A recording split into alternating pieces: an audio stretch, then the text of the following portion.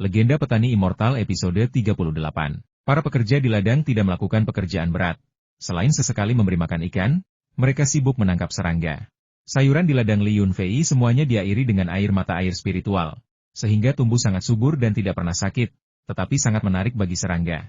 Namun, ladang tersebut memiliki aturan bahwa sama sekali tidak boleh menggunakan pestisida. Serangga ditangkap segera setelah muncul. Mereka bahkan mencoba memelihara burung pipit di rumah kaca, tetapi tanpa banyak keberhasilan. Pelatihan ayam petelur berbulu hitam untuk menangkap serangga hanya benar-benar efektif selama musim normal. Ayam-ayam yang berhasil dilatih ini sangat bergantung pada pengawasan koin emas dan tembaga, karena bahkan ayam yang paling pintar pun tidak dapat mengatasi naluri makan mereka, dan terkadang mereka masih akan mematuk dan merusak sayuran. Benarkah tidak menggunakan pestisida? Kalian menangkap semua serangga dengan tangan. Berapa banyak tenaga kerja yang dibutuhkan untuk itu? Seru manajer umum Lu dengan terkejut ketika melihat para pekerja menangkap serangga. Tidak banyak serangga di rumah kaca pada musim dingin, dan jarang terjadi kelebihan populasi serangga. Untuk sebagian besar serangga, penangkapan secara manual, bersama dengan beberapa umpan atau metode penangkapan dengan alat, sudah cukup. Di musim lain, alam akan mengatur dirinya sendiri, dan burung-burung yang lewat tidak akan membiarkan serangga-serangga gemuk dan tidak beracun itu luput dari perhatian, kata Li Yunfei, sambil berbalik memasuki rumah kaca semangka. Sebelumnya saya tidak berencana menanam semangka di luar musim, tetapi atas desakan kuat Tian Mu, pemilik Fumanlo, saya menanamnya di rumah kaca. Karena ditanam relatif terlambat, bibitnya tumbuh di ruang yang kecil, dan rumah kaca disiram beberapa kali dengan air mata air yang diencerkan, yang memungkinkan semangka di rumah kaca ini dipasarkan dalam kelompok pertama sebelum tahun baru. Setelah makan terlalu banyak lobak kering, Li Yunfei merasa sedikit haus, jadi dia menemukan semangka kecil seberat lebih dari 10 pon dan meletakkannya di atas batu datar. Benar sekali, di antara sekelompok semangka besar, semangka yang satu ini, dengan berat lebih dari 10 pon, jelas tergolong kecil. Tapi sudah matang, bagian bawah semangka sudah mengeras. Dengan satu gerakan tajam, Li Yunfei membelah semangka menjadi dua, memperlihatkan dagingnya yang berwarna merah cerah. Aroma unik semangka dengan cepat memenuhi udara. Ayo, coba semangka ini yang harganya 100 yuan per pon. Semangka ini masih langka, bahkan klub malam temanku pun kekurangan. Aku memberi temanku harga ramah 100 yuan per pon. Menurutmu berapa harganya di pasaran? Kata Li Yunfei sambil mengunyah semangka dan melontarkan beberapa komentar sarkastik kepada manajer umum Lu. 100 per kati? Bukankah itu hampir setinggi harga semangka berkulit hitam Jepang? Manajer umum Lu kembali terkejut, berulang kali tercengang oleh harga tinggi yang disebutkan Li Yunfei. Li Yunfei menggelengkan kepalanya dalam hati, menyadari inilah perbedaan antara seorang manajer dan seorang bos. Ketika Tian Mu dari kota mendengar tentang harga semangka, dia sama sekali tidak terkejut. Dia segera memutuskan untuk memesan gelombang pertama semangka dengan harga yang sangat mahal. Tetapi manajer umum dari kota metropolitan terkemuka ini malah berlama-lama, sama sekali tidak setuju, dan menawar harga selama berjam-jam. Anda mungkin pernah makan semangka Jepang berkulit hitam sebelumnya, kan? Coba semangka Kinglong saya ini dan bandingkan untuk melihat mana yang rasanya lebih enak. Li Yunfei mematahkan sepotong untuk dicicipi oleh manajer umum Lu. Asisten Xiao Wu juga mendapat sepotong, dan setelah mengucapkan terima kasih dengan sopan, dia perlahan memasukkannya ke mulutnya untuk mencicipi. Rasanya aneh sekali. Jelas ini semangka, tapi aromanya luar biasa harum. Sangat manis, tapi tidak terlalu manis. Enak sekali. Saya akan membeli semangka ini sekarang juga, untuk dibawa pulang agar istri dan anak-anak saya bisa mencicipinya. Seru manajer umum Lu dengan antusias. Maaf, saya tidak menjual. Tapi saya bisa memberikannya saat Anda pergi. Tidak mudah bagi Anda untuk datang sejauh ini, dan meskipun Anda agak pelit, Anda tetaplah tamu. Li Yunfei berkata tanpa basa-basi. Manajer umum Lu terdiam karena frustrasi, dan akhirnya tergagap. Tuan Li, saya tidak akan bertele-tele lagi. Cukup pasok restoran kami dengan harga yang diberikan Dahua Trading. Apakah itu tidak masalah? Sebelum Dahua Trading mengalami masalah, mereka terutama memasok restoran kami dengan sayuran hijau berkualitas tinggi ini. Awalnya, Li Yunfei tidak tahu seberapa besar restoran itu, jadi dia sangat acuh tak acuh dan bahkan menolak untuk bekerja sama. Namun, setelah mendengarkan penjelasan rinci dari Presiden Lu, dia mulai menanggapinya dengan serius. Nama Bapak Lu adalah Lu Guangrong, yang sangat khas pada zamannya. Beliau meniti karir dari seorang pelayan biasa hingga menjadi manajer umum dalam waktu 23 tahun. Semangat dan kecintaannya pada restoran ini bahkan melebihi semangat dan kecintaan ketua restoran itu sendiri. Restoran tempat dia bekerja bernama Delicious Family, dan sejarahnya bahkan lebih panjang daripada PAC Hotel. Itu adalah restoran pribadi, dan juga restoran pribadi bagi banyak orang.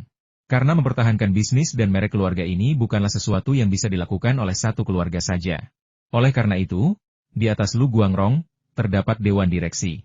Hanya melalui pembagian kerja dan kerjasama, hotel bersejarah ini dapat beroperasi dengan sehat, tumbuh lebih kuat, dan tetap berdiri tegak. Dengan restoran sebesar ini, pertanian Li Yunfei hampir tidak perlu lagi menggunakan perusahaan perdagangan pertanian. Hanya memasok satu restoran ini saja sudah cukup membuatnya sibuk. Terlebih lagi, melalui sikap acuh tak acuh dan penolakannya barusan, ia memaksa manajer umum Lu untuk menyerah dan langsung menyebutkan harga yang ditawarkan oleh Dahua Trading harga rata-rata 120 yuan, tetapi pengiriman ke rumah adalah wajib. Kondisi ini patut dipertimbangkan, karena ketika kesepakatan ditangani oleh Dahua Trading, keuntungan dibagi 5.050, dan harga akhir Li Yunfei hanya 50 atau 60 yuan per kilogram.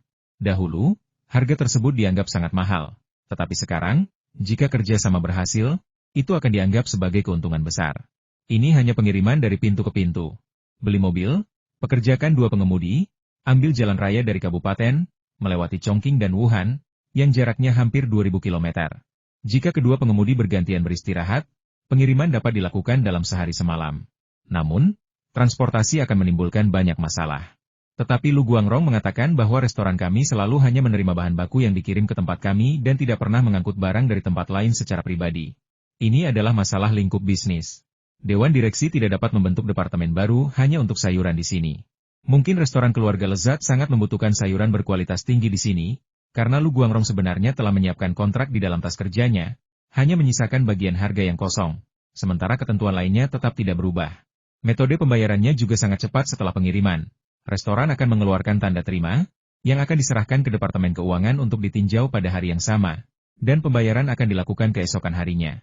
Li Yunfei pernah tertipu oleh perusahaan perdagangan pertanian Dongfang sekali. Jadi kali ini dia sangat berhati-hati dengan kontrak dan membacanya dengan sangat teliti.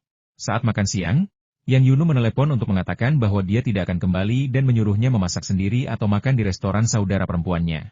Ini karena Sandaki secara resmi akan mewariskan keterampilan bela dirinya kepada Yang Yunu, dengan tujuan mengajarkan teknik tinju ular elang yang unik sebelum tahun baru. Li Yunfei merasa bahwa meskipun Sandaki memiliki temperamen buruk, kemampuan bela dirinya memang bagus. Akan lebih bermanfaat jika istrinya belajar darinya selama beberapa hari, sementara dia sendiri diam-diam mempelajari beberapa gerakan. Setelah meninjau kontrak beberapa kali dan tidak menemukan masalah, Li Yunfei menandatanganinya. 3 salinan dibuat, 1 untuk masing-masing pihak, dan 1 untuk diserahkan kepada Dewan Direksi sebagai arsip. Li Yunfei tidak peduli bagaimana cara kerjanya. Selama rekening pertaniannya menerima uang, itu saja yang penting. Bermitra dengan hotel sebesar ini memastikan semuanya ditangani secara profesional. Sebelumnya, kami menggunakan akuntan sementara untuk membantu pembukuan, tetapi sekarang tampaknya lebih dapat diandalkan untuk memiliki akuntan profesional di tempat. Beberapa waktu lalu, saya memiliki pasien yang bekerja sebagai akuntan di sebuah perusahaan milik negara. Dia baru saja mengundurkan diri. Saya akan menghubunginya setelah tahun baru untuk melihat apakah dia bersedia kembali bekerja.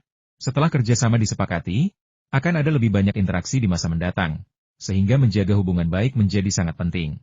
Oleh karena itu, Li Yunfei mengadakan jamuan makan untuk Lu Guangrong, mengundangnya dan asistennya untuk makan siang di King Heju, dan bahkan secara khusus membuka sebotol anggur dari penyimpanan ruang angkasanya untuknya. Setelah semua hidangan disajikan, asisten Xiao Wu mengisi piring kosong dan membawakan semangkuk besar nasi, sambil mengatakan itu untuk sopir. Baru kemudian Li Yunfei menyadari bahwa ada seorang sopir malang yang telah duduk di dalam mobil sepanjang pagi. Sebenarnya, aku juga berpikir untuk mengajak sopir duduk, tetapi Lu Guangrong melambaikan tangannya dan berkata bahwa sopir mendapat tunjangan makan dan bisa makan di mana saja saat tidak bertugas, asalkan tidak minum alkohol. Namun, aku baru menyadari di perjalanan ke sini bahwa semua toko jajanan tutup karena sebentar lagi tahun baru Imlek, dan aku khawatir dia akan kelaparan, jadi aku membiarkan dia mencoba makanan khas lokal. Sambil berbicara, keduanya meneguk secangkir kecil anggur berwarna coklat kekuningan yang tersimpan di tempat penyimpanan mereka.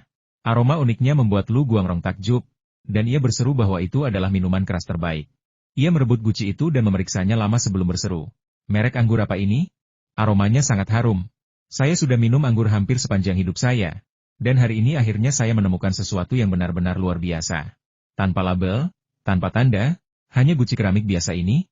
Tuan Li, jangan bilang ini semacam minuman keras lokal skala kecil. Li Yunfei terkekeh puas, aku baru saja melihat majalah The Gourmet edisi ini. Para kritikus makanan itu mengatakan segalanya kecuali bahwa mereka minum baijiu berkualitas tinggi di sini. Mereka bahkan hampir tidak menyentuh Lafite 1982 mereka yang sudah dibuka untuk minum baijiu seperti ini. Ini bukan merek terkenal. Ini hanya minuman lokal yang dibuat dengan air tanah dari sungai Xiandai. Itulah sebabnya aku menamakannya anggur Xiandai. Tentu saja, Baijiu yang baru diseduh tidak rasanya seperti ini. Baijiu dalam toples ini telah disimpan setidaknya selama 10 tahun untuk mengembangkan rasa ini. Sebagian orang mengatakan bahwa anggur tua sebaiknya dicampur dengan anggur baru, dan itulah cara yang benar untuk meminumnya. Tetapi sebenarnya, aroma anggur tua tidak memengaruhi rasanya. Sebaliknya, aroma tersebut membuatnya lebih lembut. Jika Anda mencampur setengah anggur tua dengan 95% anggur baru lalu memberi label sebagai harta karun 10 tahun, bukankah itu hanya menipu orang? Anggur yang dibuat dengan cara ini tidak akan banyak meningkat rasanya bahkan jika Anda membiarkannya selama 10 atau 8 tahun lagi. Kata-kata Li Yunfei mengecam semua perusahaan anggur besar, karena itulah yang sebenarnya mereka lakukan. Mereka mengambil sedikit anggur tua berkualitas tinggi, menambahkan banyak anggur baru, dan kemudian melengkapinya dengan berbagai bahan tambahan. Setelah dikemas dengan baik, mereka menghasilkan anggur kelas atas dengan harga 5 atau 600 yuan per botol. Mendengar itu, Lu Guangrong tertawa terbahak-bahak dan menunjuk Li Yunfei, sambil berkata, "Jika aku belum minum anggurmu, aku pasti akan memarahimu karena sombong."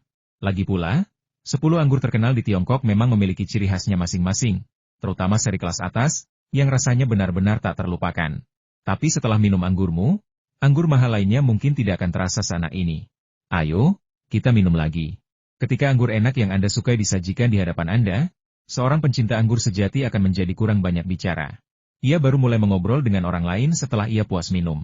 Lu Guangrong memiliki daya tahan yang baik terhadap alkohol, dan setelah minum sekitar setengah kilogram, ia melambat dan berkata dengan sedikit mabuk, "Bos Li, saya ingin tahu siapa ahli pembuat anggur ini, berapa banyak stok yang mereka miliki, dan berapa harga yang mereka rencanakan untuk menjualnya?" "Oh, mengapa Presiden Lu mengatakan anggur ini diseduh oleh seorang ahli? Orang biasa tidak bisa menyeduh anggur ini?" tanya Li Yunfei dengan bingung. "Jangan bercanda. Apakah Anda pikir bengkel kecil biasa dapat dengan mudah menghasilkan anggur yang enak? Tanpa keahlian luar biasa dan percobaan yang tak terhitung jumlahnya, anggur yang Anda buat tidak akan pernah memiliki aroma selembut ini bahkan setelah 100 tahun.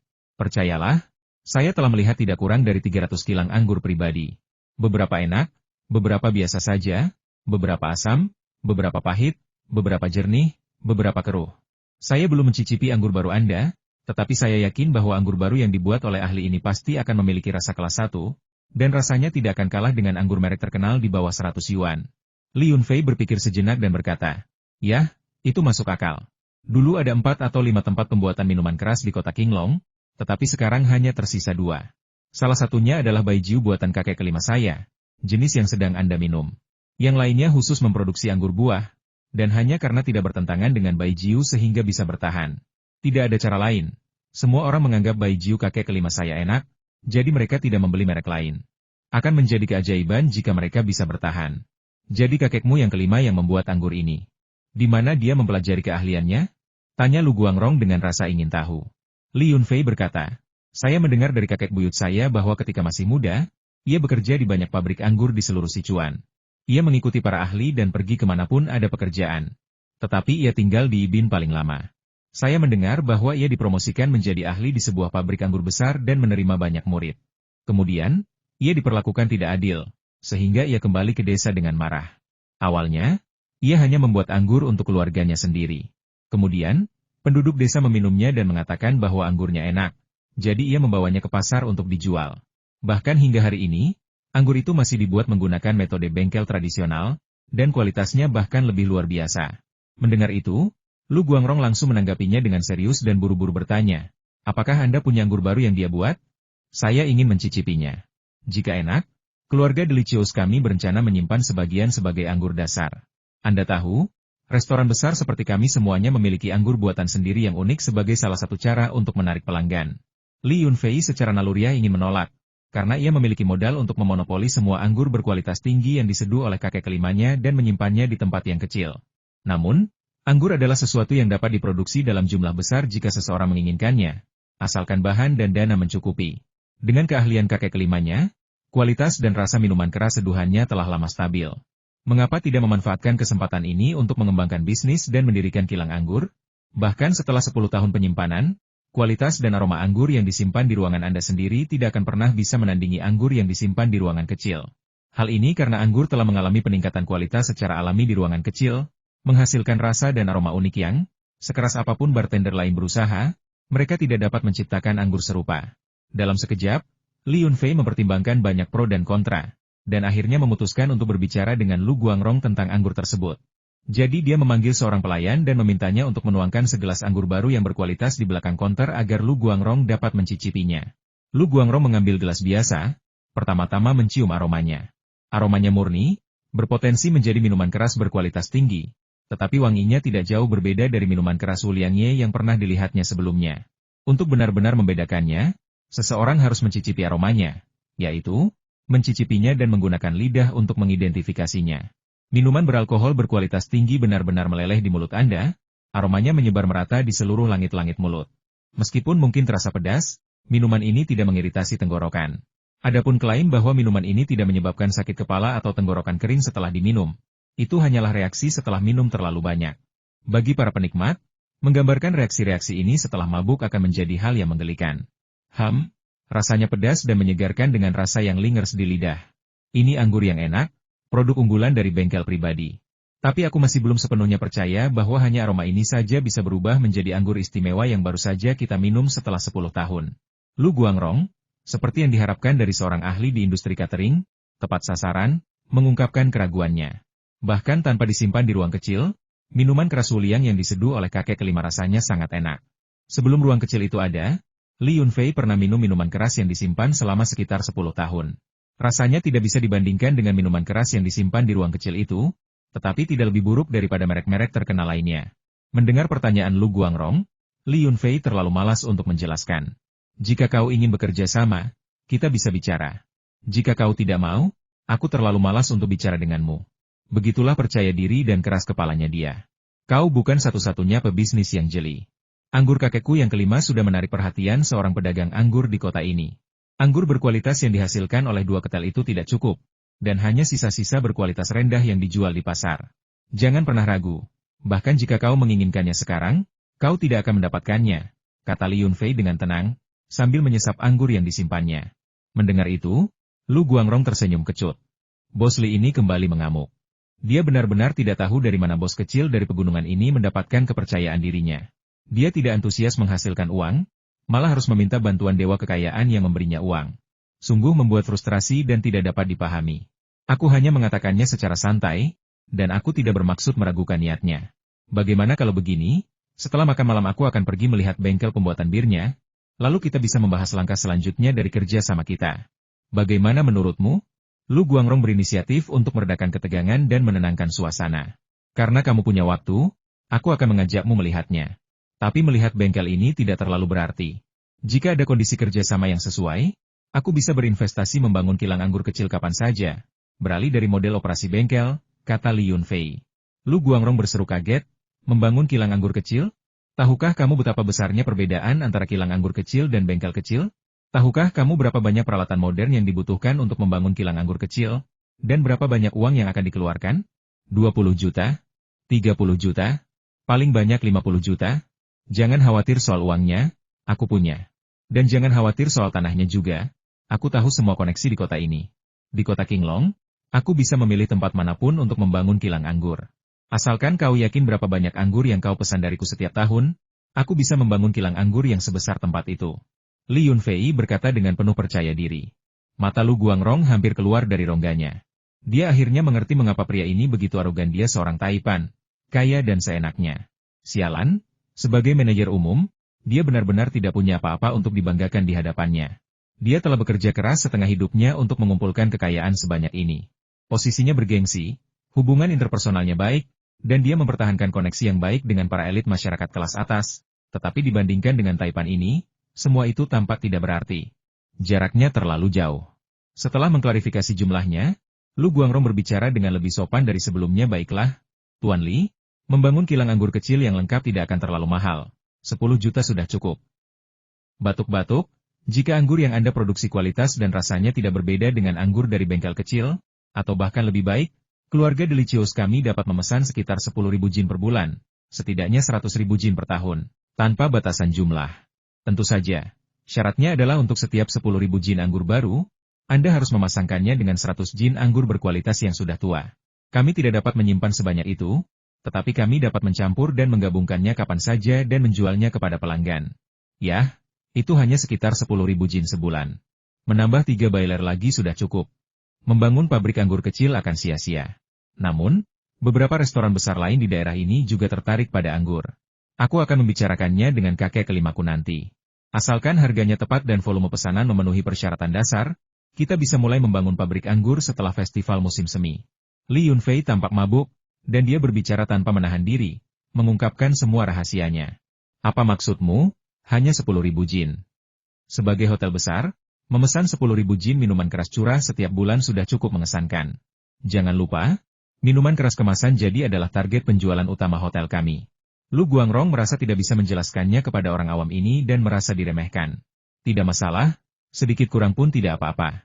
Lagi pula, kami orang gunung tidak mencari nafkah dengan menjual anggur. Bertani dan menanam sayuran adalah tugas kami.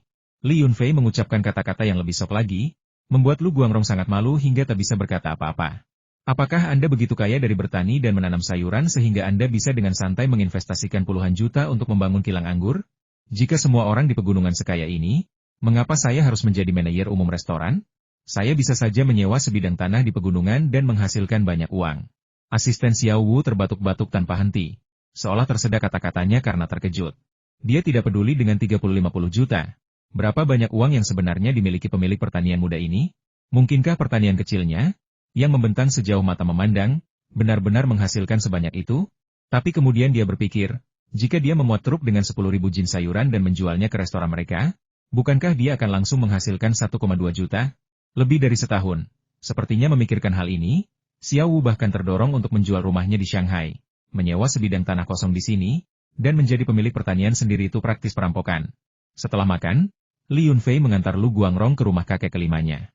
Bengkelnya berada di halaman, dengan 2 anjing besar di gerbang, yang biasanya menghalangi orang asing untuk masuk. Ketika kedua anjing hitam besar itu melihat Li Yunfei, mereka segera menggelengkan kepala dan mengeluarkan air liur. Seolah-olah mereka memikirkan sesuatu yang lezat, merengek dan meminta makanan. Li Yunfei pernah memberi mereka beberapa ikan luar angkasa sebelumnya. Makanan lezat itu tak tertahankan bagi sebagian besar hewan. Namun, hari ini dia tidak menyiapkan ikan luar angkasa, hanya membawa setengah kelinci liar yang tersisa, bersama dengan beberapa tulang ayam, yang dia lemparkan kepada kedua orang rakus itu. Mendengar suara di gerbang halaman, Li Qinghu menyeka keringatnya dan menjulurkan kepalanya keluar dari bengkel. Ketika melihat Li Yunfei, ia menyapanya dengan gembira. Fua, ada apa kau kemari? Kakek sedang mengatur suhu dan para pekerja sedang mencampur kultur starter. Tidak nyaman untuk masuk ke bengkel. Silakan antar tamu kita ke ruang utama. Li Yunfei melambaikan tangannya dan tertawa. Tidak perlu, dia bisa berdiri di pintu masuk bengkel dan melihat-lihat. Pelanggan ini tertarik dengan minuman keras Wul yang kecil yang diseduh kakek dan ingin datang berkunjung. Dia mungkin merasa tidak nyaman jika kita tidak mengizinkannya melihatnya. Ketika Li Qinghu mendengar bahwa calon pelanggan ingin membeli anggur, awalnya dia merasa gembira, tetapi kemudian dia menjadi khawatir dan berkata, Anda tahu situasi di bengkel. Jika teman Anda hanya ingin sedikit, kami dapat bekerja lembur untuk membuat tambahan 1 batch. Tetapi jika dia ingin banyak, maka tidak ada yang bisa kami lakukan. Beberapa ribu kilogram yang kami buat setiap bulan semuanya dipesan oleh teman-teman pedagang anggur Anda di kabupaten ini. Kau tak perlu khawatir soal itu. Jika produksinya tidak mencukupi, aku bisa membahas perluasan usaha dengan kakek lagi. Ragi ini baunya enak sekali, membuatku ingin makan biji-bijian campurannya. Kata Li Yunfei, sambil mencari tempat yang bagus untuk Lu Guangrong agar ia bisa melihat apa yang terjadi di dalam bengkel tanpa mengganggu para pekerja. Kakek Li Chuntai muncul dari kedalaman bengkel yang dipenuhi asap dan tertawa mendengar ini. Dasar bocah nakal, kau tidak mau makan biji-bijian, kau mau minum, ya? Sayang sekali yang kumiliki di sini hanyalah beberapa anggur baru dan anggur dasar dari tong anggur tua. Tidak ada setetes pun anggur tua yang kusimpan sendiri yang tersisa. Aku menyesal menjual anggur tuaku di musim semi lalu. Sekarang aku tidak bisa membelinya kembali meskipun aku punya uang. Li Yunfei tertawa dan berkata, Hehe, kau menyesal memberitahuku sekarang. Aku akan membawakanmu beberapa kotak uliangnya yang diberikan para tamu, dan sekalian saja, aku akan meminta 2 botol anggur tua kepada temanmu itu. Kami memiliki pabrik bir sendiri, kami tidak bisa membiarkan diri kami kelaparan dan kehabisan anggur yang enak. Bagus, kalau begitu sudah diputuskan. Saat pamanmu yang ketiga kembali dari Guizhou, aku akan memberimu bagian yang banyak dari minuman keras rasa saus yang dibawanya. Lagi pula, aku tidak terlalu suka rasa saus itu. Tidak seperti pamanmu yang terobsesi dengan rasa aneh itu. Dia tidak mempelajari teknik yang tepat untuk membuat minuman keras beraroma kuat, tetapi bersikeras meneliti minuman keras rasa saus, seperti pencuri, melarikan diri tahun demi tahun. Dulu, ketika keluarga tidak menghasilkan uang, kami membiarkannya saja. Tetapi sekarang keluarga menghasilkan uang, Kami tidak akan membiarkannya keluar lagi tahun ini. Tuan kelima dan Li Yunfei bertukar beberapa lelucon sebelum menyadari kehadiran tamu-tamu lainnya. Paman ketiga yang disebutkan oleh kakek kelima adalah ayah Li Qinghu, Li Chenggong. Dalam generasi ayah Li Yunfei, dia adalah orang ketiga dalam garis keturunan, yang merupakan urutan paman dan bibi dekat, berbeda dengan urutan paman dan bibi yang merupakan kerabat dekat. Karena ada orang luar di sini, kita tidak bisa membicarakan hal-hal pribadi ini. Sambil berbicara, kakek kelima menyapa Lu Guangrong dan mengundangnya untuk berbicara di ruang utama, yaitu ruang keluarga.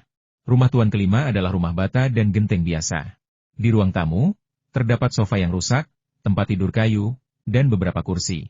Ketika Lu Guangrong masuk, ia melirik sekeliling dan menemukan bahwa ada guci anggur yang disegel di bawah tempat tidur, di bawah meja, dan di bawah alat tenun. Ada banyak sekali guci anggur dengan berbagai ukuran.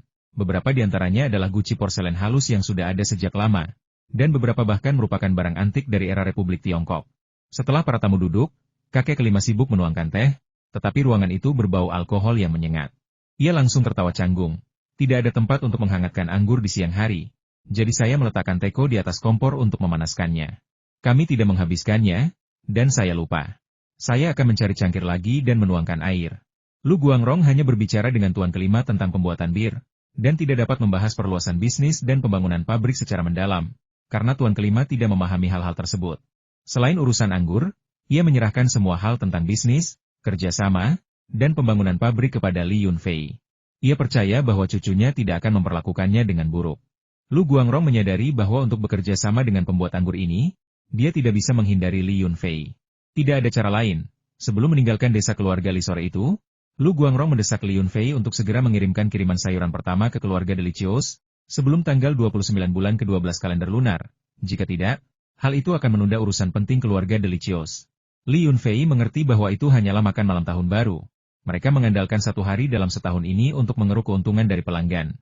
Sudah biasa bagi satu meja dengan hidangan biasa dijual seharga 100.000 atau 200.000 yuan. Jika mereka menggunakan sayuran berkualitas tinggi, harganya akan meningkat beberapa kali lipat, yang juga dapat dimengerti. Setelah mengantar para tamu pergi, Li Yunfei segera mengumpulkan para pekerja pertanian dan menyuruh mereka memetik dan mengemas semua sayuran yang bisa dipanen, lalu memasang papan nama pertanian Qinglong. Setelah mendengar itu, Li Tiezu tahu ada pesanan besar. Hanya ketika menjual dengan harga tinggi dia akan menempelkan logo Qinglong Farm pada setiap karung sayuran, sehingga sayuran tersebut dikenal sebagai sayuran merek Qinglong. Adapun sebutan orang lain untuk sayuran ini sayuran giok atau sayuran emas itu tidak ada hubungannya dengan Li Yunfei. Setelah membereskan segala sesuatunya di peternakan, Li Yunfei menelepon Maodan dan memintanya untuk menemaninya ke kota kabupaten untuk mencari truk. Maodan cukup sibuk beberapa hari terakhir ini, tidak hanya mengurus peternakan ayam di puncak gunung tetapi juga mencari pacar. Namun, hanya dengan satu panggilan dari Li Yunfei, Maodan segera muncul di gerbang peternakan. Li Yunfei sudah mulai menggerakkan tanduknya. Tanpa banyak bicara, dia berteriak, "Ayo, ikut aku ke kota untuk mengurus sesuatu." "Ada apa? Kenapa kamu terburu-buru sekali?" Cat Egg mengambil cuti karena sebentar lagi tahun baru Imlek dan dia perlu menyiapkan barang-barang tahun baru untuk keluarganya. Ayahnya kesulitan bergerak, jadi dia harus melakukan banyak hal sendiri. Kami menerima pesanan besar. Mereka membutuhkan pengiriman ke Shanghai, jadi kami perlu mencari truk sayuran profesional untuk sampai ke sana secepat mungkin. Kamu akan ikut dengan mereka dan bertanggung jawab atas penyerahan dan pembayaran. Saat Longhorn melaju kencang di jalan raya, Li Yunfei akhirnya memberitahu Maodan tentang tugas tersebut. "Apa? Pergi ke tempat sejauh itu? Tempat terjauh yang pernah kukunjungi hanyalah ibu kota provinsi. Tidakkah aku akan tersesat di sana? Aku tidak tahu apa-apa tentang beternak ayam atau bertani. Bagaimana aku akan menangani penyerahan dan pembayarannya?" Mendengar ini, Cat Egg langsung menjadi gugup, dengan sedikit perlawanan. Li Yunfei menegur, "Berhenti bicara omong kosong. Ini adalah kesempatan bagimu untuk mendapatkan pengalaman. Jika bukan karena kamu sedang berpacaran dan membutuhkan uang, aku pasti sudah mengirim datou. Perjalanan ini hanya akan memakan waktu 3 hari pulang pergi. Aku akan memberimu bonus 10.000 yuan, dan semua biaya perjalanan akan diganti." 3 hari? 10.000 yuan? Wow. Hehe, Kakak Fua, jika aku mempelajari ini, akankah aku bertanggung jawab atas semua pengiriman di masa depan? Kepercayaan diri Cat Egg meningkat berkat bonus besar itu, dan dia bahkan telah memikirkan cakupan pekerjaannya di masa depan. Mimpi saja. Ini bonus tambahan sebelum dan sesudah festival musim semi. Jika hadiahnya setinggi ini setiap kali, kau akan menjadi jutawan dalam setahun. Li Yunfei tertawa. Cat Egg cukup puas, bonus itu tak terduga. Setelah dengan cermat menanyakan tentang tindakan pencegahan, dia merasa lega. Baru kemudian dia menyadari bahwa Li Yunfei memang telah mengirimkan uang itu kepadanya. Tugas yang bahkan seorang sopir pun dapat dengan mudah selesaikan kini ditangani olehnya. Mereka segera tiba di perusahaan angkutan barang kabupaten. Truk besar sangat langka, tetapi Li Yunfei menawarkan harga tinggi. Dan hanya dalam waktu 10 menit, ia menemukan seorang pengemudi berusia 30-an. Truknya baru berusia 2 tahun. Dan Li Yunfei tidak perlu khawatir tentang rekan pengemudinya, karena ia adalah pengemudi tetap di truk yang sama. Setelah mengisi formulir yang diperlukan dan membayar uang muka sebesar 1.000 yuan, saya meminta mobil untuk mengantar saya langsung kembali ke Lijiashai di kota Qinglong untuk memuat barang. Jika panen berjalan lancar, saya bisa berangkat besok pagi. Memetik sayuran cukup sederhana, tetapi mengemasnya dan menambahkan tanda pertanian membuatnya lebih rumit dan memakan waktu. Sopir itu adalah penduduk setempat dan tahu bahwa agrowisata sedang dikembangkan di Lijiashai, dengan restoran dan hotel kecil. Karena Li Yunfei menawarkan harga tinggi, mereka tidak keberatan berangkat pagi-pagi. Mengetahui kekhawatiran mereka, Li Yunfei meyakinkan mereka bahwa makanan dan penginapan di desa keluarga Li akan gratis, sepenuhnya menghilangkan keraguan mereka. Kemudian dia menyuruh Mao Dan duduk di truk untuk berkenalan dengan pengemudi. Sekembalinya ke desa, Li Yunfei memberi instruksi kepada para pekerja tentang cara mengemas sayuran. Karena keadaan mendesak, ia juga memanggil beberapa pekerja sementara dari desa untuk memuat sayuran ke dalam truk. Karena sayuran ini sangat berharga dan mereka khawatir akan hancur, pengemasannya dilakukan dengan sangat hati-hati. Sebagian dikemas vakum dalam kantong plastik, dan sebagian lainnya dikemas dalam kotak kardus tahan tekanan. Kebun ini tidak banyak bekerja karena ketika 3 restoran besar lokal datang untuk mengambil sayuran, mereka membayar harga rendah, jadi mereka tidak mengemasnya sama sekali. Mereka hanya memasukkannya ke dalam kantong tekstil biasa dan mengangkutnya kembali. Sebelumnya, ketika kami bekerja sama dengan Dahua Trading, semua pengemasan dibantu oleh Dahua Trading, atau bahkan mereka yang melakukan pengemasan untuk kami. Karena sekarang tidak ada lagi perantara, Li Yunfei hanya perlu meminta para pekerja pertaniannya untuk melakukan pengemasan. Entah bagaimana Li Yunchong mengetahui bahwa Mao Dan sedang mengantarkan barang dan bisa mendapatkan bonus 10.000 yuan selama 3 hari. Kemudian, tanpa malu-malu ia terus-menerus mengganggu Li Yunfei, mengatakan bahwa ia juga ingin ikut. Ia mengatakan bahwa ia telah jauh dari rumah selama beberapa tahun dan belum pernah ke Shanghai, dan ingin melihatnya sendiri. Tentu saja, dia mungkin telah memperoleh beberapa pengetahuan, tetapi dia juga menginginkan jumlah uang hadiah yang sama dengan Cat Egg. Li Yunfei memarahinya, mengatakan bahwa pabrik obat ular keluarganya sedang dalam pembangunan dan dia akan segera menjadi generasi kedua yang kaya. Apa yang dia inginkan dari bonus itu? Dia seharusnya tidak mempermalukan dirinya sendiri di sini dan bersaing dengan Mao Dan, yang akan segera menikah, untuk kesempatan ini. Apa gunanya? Li Yunchong tanpa malu-malu mengklaim bahwa dia tidak mencoba merebut kesempatan itu. Dia hanya meminta mereka berdua untuk pergi bersama dan menyelesaikan tugas sulit ini. Li Yunfei tidak bisa berbuat apa-apa terhadapnya. Mao Dan memiliki tingkat pendidikan yang rendah, dan dia sangat takut akan ditipu. Lagi pula, muatan barang ini bernilai lebih dari 1 juta yuan. Ini adalah pertama kalinya dia mengantarkan barang, jadi sebaiknya dia berhati-hati. Setelah menyetujui permintaan Li Yunchong, pria itu sangat gembira hingga melompat-lompat dan berlari untuk mencoba mendekati pengemudi. Hari sudah mulai gelap ketika Yang Yunu kembali. Melihat pertanian yang ramai dengan aktivitas, dia bertanya kepada Li Yunfei, "Ada apa? Apakah pelanggan itu memesan tadi pagi?" Li Yunfei tertawa dan berkata, "Ya, ini pesanan terakhir sebelum tahun baru. Saya khawatir sayuran ini akan terlalu cepat layu." Tetapi tanpa diduga, muncul seorang pelanggan yang membantu saya menyelesaikan masalah. Dengan obral ini, pertanian tidak perlu dibuka sampai hari ke-6 tahun baru Imlek. Lalu kenapa kau bersikap dingin pada pelanggan? Yang Yunu meregangkan lengan dan kakinya dengan lelah dan berkata, "Apa yang akan kita lakukan malam ini? Apakah kita akan mengundang semua pekerja yang telah membantu? Atau hanya kita berdua yang makan?" Li Yunfei menepuk kepala Yang Yunu. Meskipun cuaca dingin, masih ada sedikit keringat di dahinya. Kita harus lembur malam ini. Kita harus mentraktir para pekerja makan malam dan minuman. Kamu sudah berlatih kungfu seharian, jadi pasti lelah. Kita tidak akan memasak. Kamu bisa makan di rumahku atau kita bisa kembali ke rumah lama untuk makan di rumah ibu. Baiklah kalau begitu, aku akan kembali ke kamarku dan mandi dulu. Lalu nanti aku akan makan di rumah ibu, kata Yang Yunu sambil berbalik dan memasuki villa. Li Yunfei melirik langit, hari sudah mulai gelap. Jadi dia memanggil saudara perempuannya dan memintanya untuk menyiapkan 2 meja jamuan biasa untuk menjamu para pekerja pertanian dan pekerja sementara malam itu.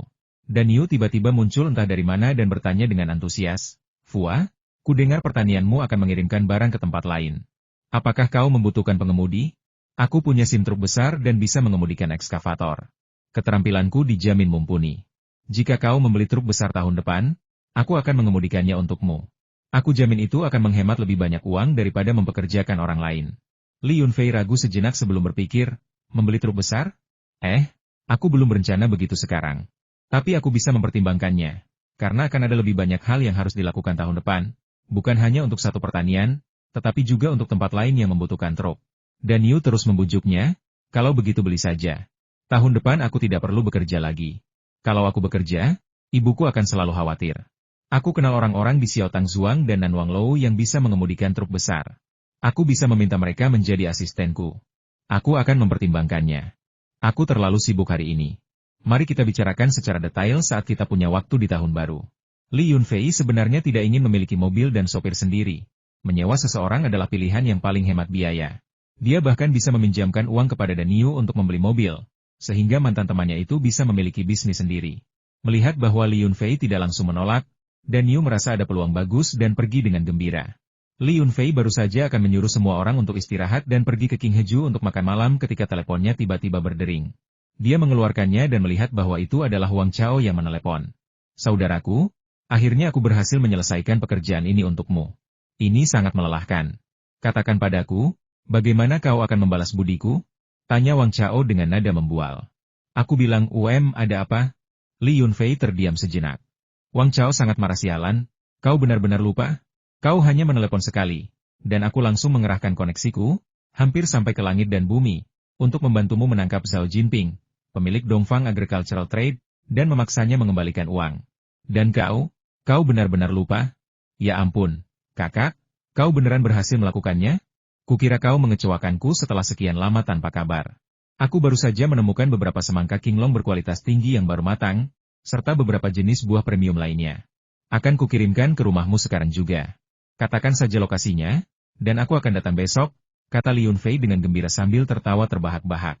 Semangka dan buah-buahan lainnya hanyalah hal kecil. Kau benar-benar harus memberiku 2 botol lagi minuman keras tuamu. Aku membual kepada bajingan-bajingan itu bahwa aku telah minum minuman keras yang lebih enak daripada Wu Liangye dan Mou Tai, dan mereka menertawakanku sejak saat itu. Lagi pula, kakekku masih merindukan rasa minuman keras tuamu. Dia sudah menelepon beberapa kali. Saudaraku yang baik, tidak perlu banyak bertanya. Meskipun persediaan anggur tua berkualitas tinggi saya sangat sedikit, karena Anda meminta, saya akan menyiapkan 5 botol anggur tua berukuran 5 jin untuk Anda besok. Jangan anggap itu terlalu sedikit, karena anggur ini sangat langka. Seorang lelaki tua dengan kemampuan bela diri yang luar biasa datang ke sini dan terus meminta saya untuk mengirimkan anggur yang bagus. Katanya jika saya memberinya anggur, dia akan mengajari saya beberapa keterampilan khusus, tetapi saya selalu menolak. Li Yunfei mengeluh tentang kemiskinannya dan mulai mengoceh omong kosong.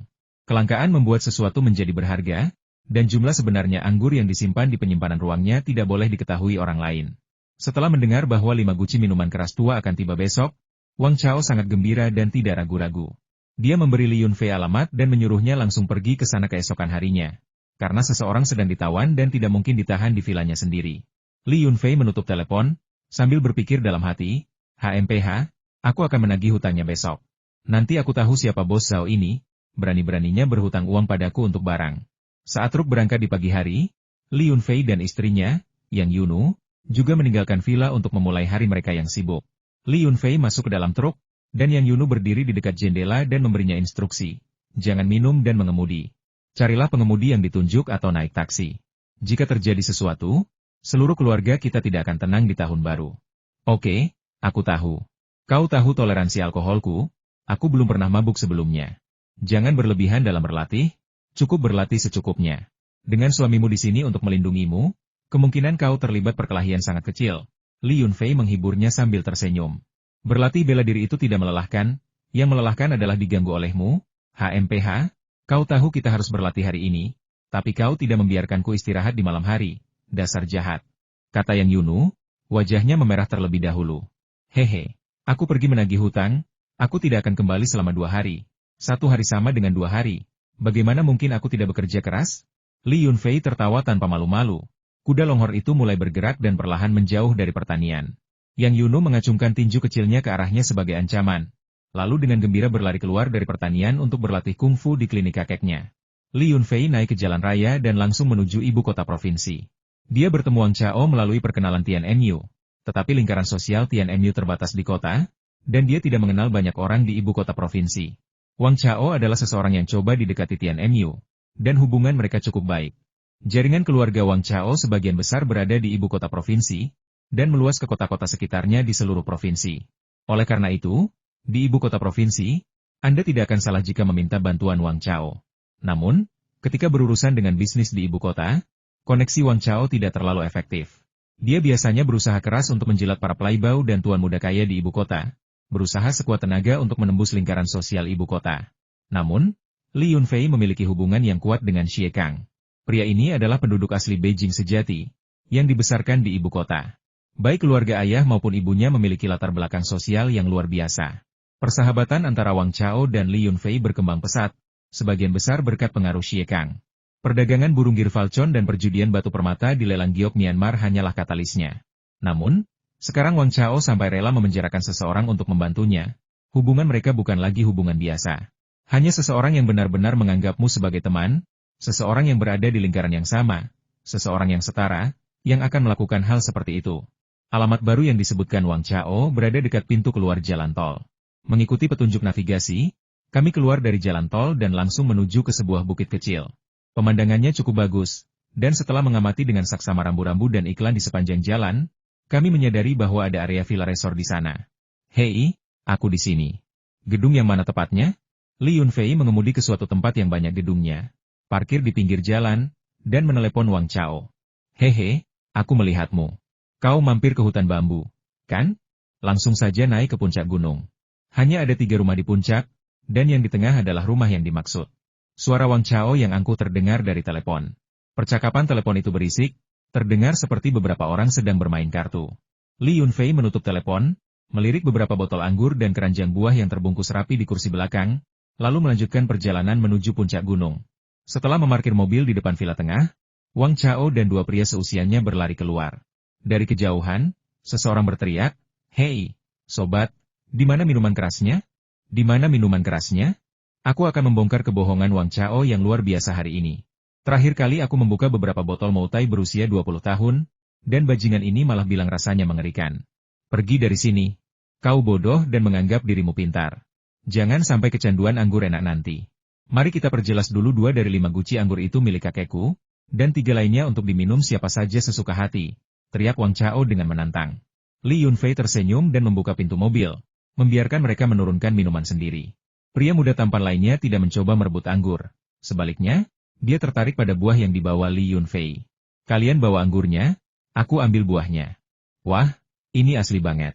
Aromanya bahkan tercium meskipun masih terbungkus plastik. King Long Farm? Apakah ini ditanam di pertanianmu? Tanya pemuda itu sambil tersenyum. Tentu saja. Kami memiliki perkebunan dan menyimpan beberapa buah, jadi kami pasti tidak akan membeli dari orang lain lagi. Kami tidak mampu mempermalukan diri sendiri seperti itu. Li Yunfei tersenyum saat memasuki villa bersama rombongan. Tempat itu didekorasi dengan gaya antik, lebih mewah daripada rumah Li Yunfei. Namun, dilihat dari skema warna dan gayanya, sepertinya tempat itu bukan milik anak muda ini. Lebih mirip villa milik salah satu orang yang lebih tua dari mereka. Saat memasuki aula, terlihat seorang pria berjanggut kumal sedang merokok. Ketika melihat Li Yunfei, ia hanya mendengus sebagai sapaan. Cukup bicara, Wang Chao, buka sebotol anggur dan biarkan saudara-saudara mencicipinya. Kata pria berjenggot itu dengan malas, sambil menghembuskan asap berbentuk cincin. Melihat bahwa orang-orang itu tidak menyebut Xiao Jinping, Li Yunfei tidak terburu-buru untuk berbicara. Dia duduk di sofa dan dengan saksama memeriksa perabotan ruang tamu. Ruangannya lebih kecil daripada vilanya sendiri, dan pencahayaannya tidak terlalu bagus. Selain beberapa ukiran kayu cendana yang mahal, tidak ada barang berharga lainnya. Televisi menayangkan berita siang hari, mengkritik sebuah jaringan restoran bernama Delicious Family karena menawarkan makan malam tahun baru dengan harga selangit, dengan harga termahal mencapai 380.000 yuan per meja. Berita tersebut mengkritik pemborosan ini, dengan mengatakan bahwa beberapa restoran telah menyimpang dari makna sebenarnya dari makan malam tahun baru. Dan berapa banyak orang biasa yang mampu membeli makanan seperti itu? Itu pertanyaan yang bagus. Tetapi apakah para jurnalis tidak tahu bahwa Meishijia bukanlah tempat untuk orang biasa? Ini adalah restoran dan hotel berstandar bintang 6, ditambah warisan sejarah yang istimewa. Orang biasa bisa menghabiskan gaji setahun hanya dengan makan di sana sekali. Perhatian Li Yunfei teralihkan oleh seruan beberapa orang di ruangan itu. Aroma anggur yang kuat telah memenuhi seluruh villa. Aroma unik anggur yang tersimpan di ruangan itu mengandung energi spiritual ruangan tersebut.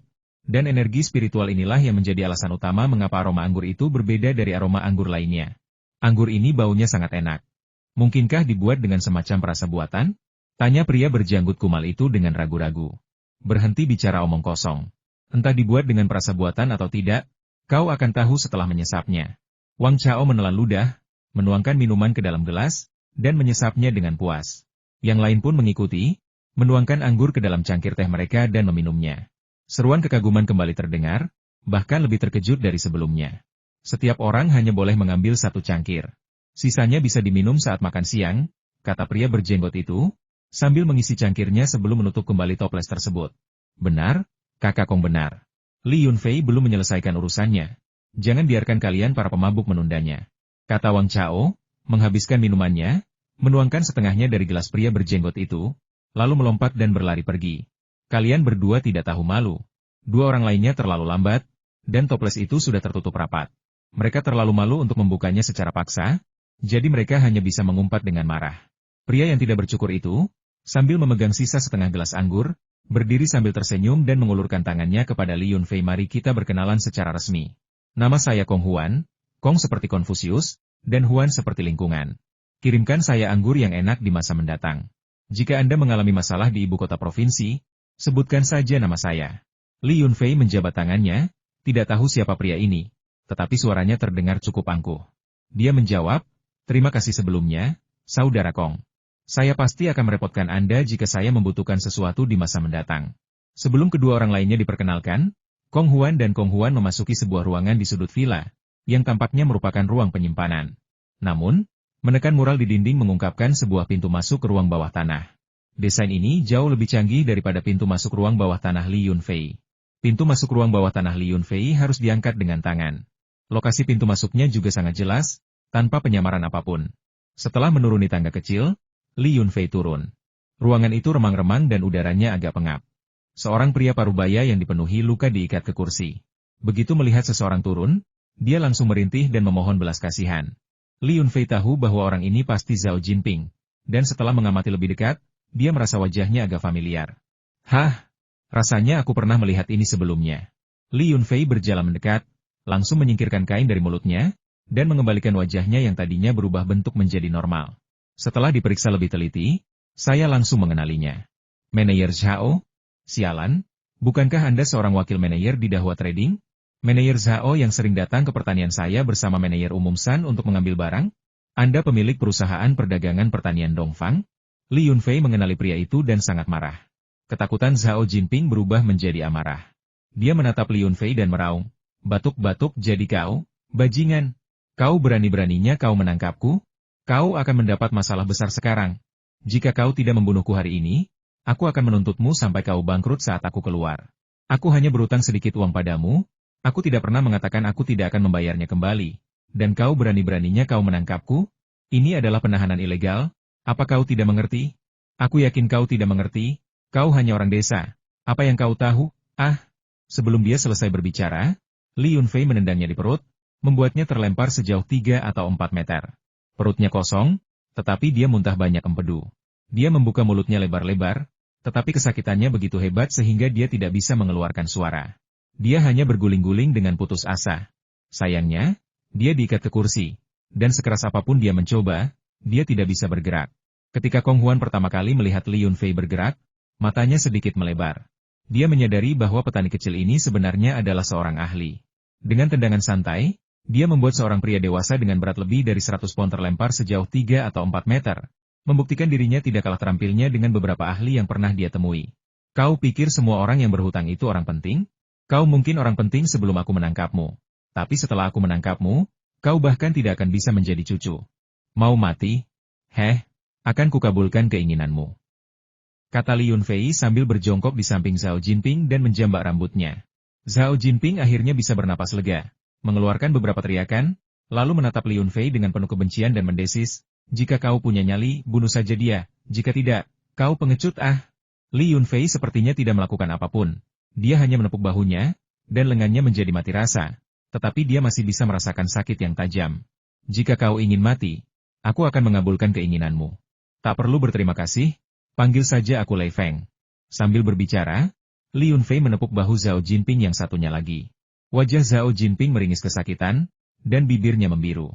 Ia akhirnya takut karena tidak tahu metode apa yang digunakan Li Yunfei untuk membuatnya menderita kesakitan luar biasa hanya dengan sentuhan. Ia tidak lagi bisa merasakan lengannya, seolah-olah telah menghilang dari tubuhnya. Hei, jangan benar-benar membunuhnya.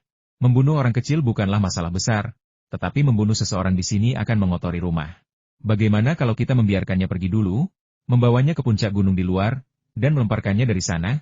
Pemuda tampan yang suka makan buah itu memberikan saran yang bijaksana. Mendengarkan orang-orang ini berbicara, sepertinya mereka tidak sedang berakting.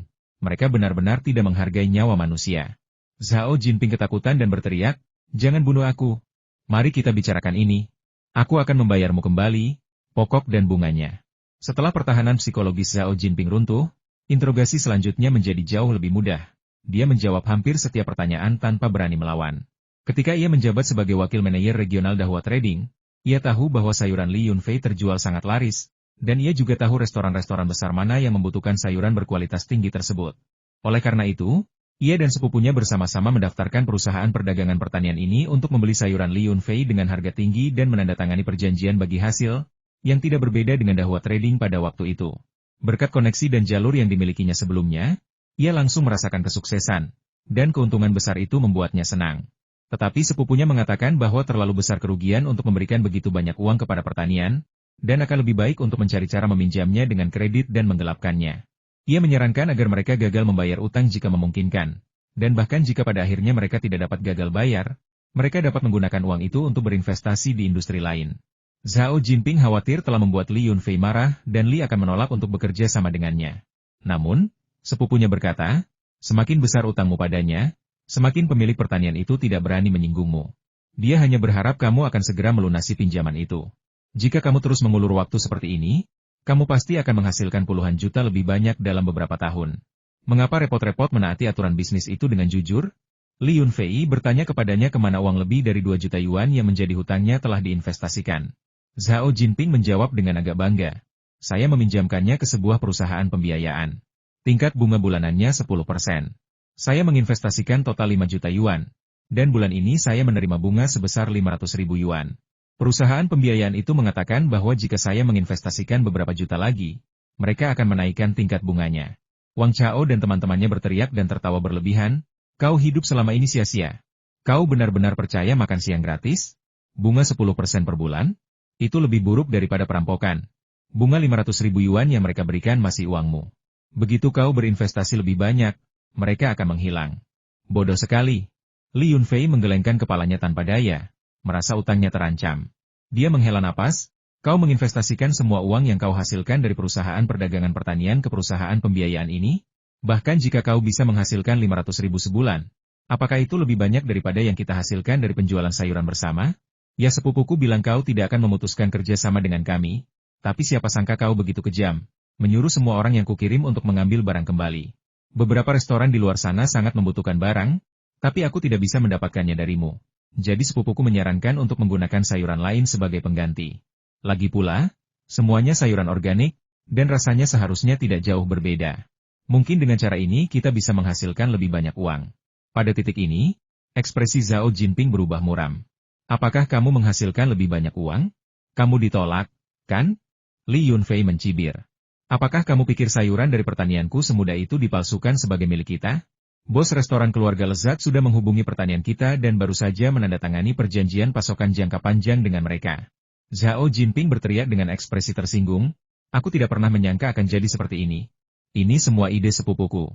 Perusahaan perdagangan pertanian kami didirikan dengan 60% modal yang disediakan olehnya. Jadi, apapun yang terjadi, aku harus mendengarkannya. Dialah bos sebenarnya." Li Yunfei berkata dengan nada meremehkan, "Dengan kemampuanmu, kau hanya bisa menjadi wakil manajer pasokan regional. Bahkan jika kau dipromosikan satu tingkat, kau tetap tidak akan mampu menangani posisi itu. Karena kau selalu menuruti sepupumu, kenapa kau tidak meneleponnya dan memintanya datang? Mungkin kau bisa memberikan alamatmu padanya. Apa yang ingin kau lakukan? Kau harus bertanggung jawab atas tindakanmu. Jangan membuat masalah untuk sepupuku. Aku berutang padamu sekitar 2 juta yuan, dan aku akan segera membayarmu kembali. Asalkan kau membebaskanku, aku akan pergi ke perusahaan pembiayaan untuk menarik uangnya. Aku hanya akan membayar bunganya." Zhao Jinping cukup berintegritas dan benar-benar menolak untuk mengungkapkan identitas rekannya. Li Yunfei, Wang Chao, dan yang lainnya tertawa. Pria ini memiliki bisnis yang sangat bagus, tetapi sepupunya menghancurkannya. Sekarang dia malah membela sepupunya. Mungkin kedua saudara itu memiliki hubungan yang sangat baik. Kong Huan menghisap rokoknya dan berkata dengan tidak sabar, "Jangan buang-buang waktu untuk orang ini. Uang yang sudah masuk ke perusahaan pembiayaan kecil seperti ini sulit untuk didapatkan kembali. Aku akan meminta polisi kota datang dan membawanya pergi. Setelah mereka mengajukan kasus dan menutup perusahaannya, mungkin kita bisa mendapatkan sedikit uang. Dia punya beberapa ratus ribu di rekeningnya dan sebuah rumah di kota, jadi dia mungkin bisa mengumpulkan lebih dari 2 juta. Setelah kita menyelesaikan masalah kecil ini, jangan tunda minum-minum makan siang kita." Wang Chao juga berkata, "Pukul saja dia dan biarkan saja. Mari kita ikuti prosedur resmi. Jika kita benar-benar membunuhnya, uangnya akan hilang, dan kita harus mengeluarkan uang untuk menutupi kasus ini. Kau membawa bukti utang yang relevan, kan?" Kalau begitu ini akan mudah. Aku akan menyuruh seseorang untuk menjadi penengah dan membuat orang ini menderita lebih buruk daripada jika dia mati." Li Yunfei merasa bahwa orang-orang ini sangat terampil dalam menangani masalah ini, dan mendengarkan mereka adalah hal yang tepat untuk dilakukan. Jadi dia membantu Zhao Jinping berdiri dari tanah dan memasang kembali lengannya. "Baiklah, kau sudah aman. Aku terlalu malas untuk berurusan dengan orang bodoh sepertimu lagi. Satu pertanyaan terakhir, siapa nama sepupumu? Aku merasa bahwa sabotasi yang disengaja terhadap bisnis menguntungkan ini bukanlah tanpa alasan," tanya Li Yunfei.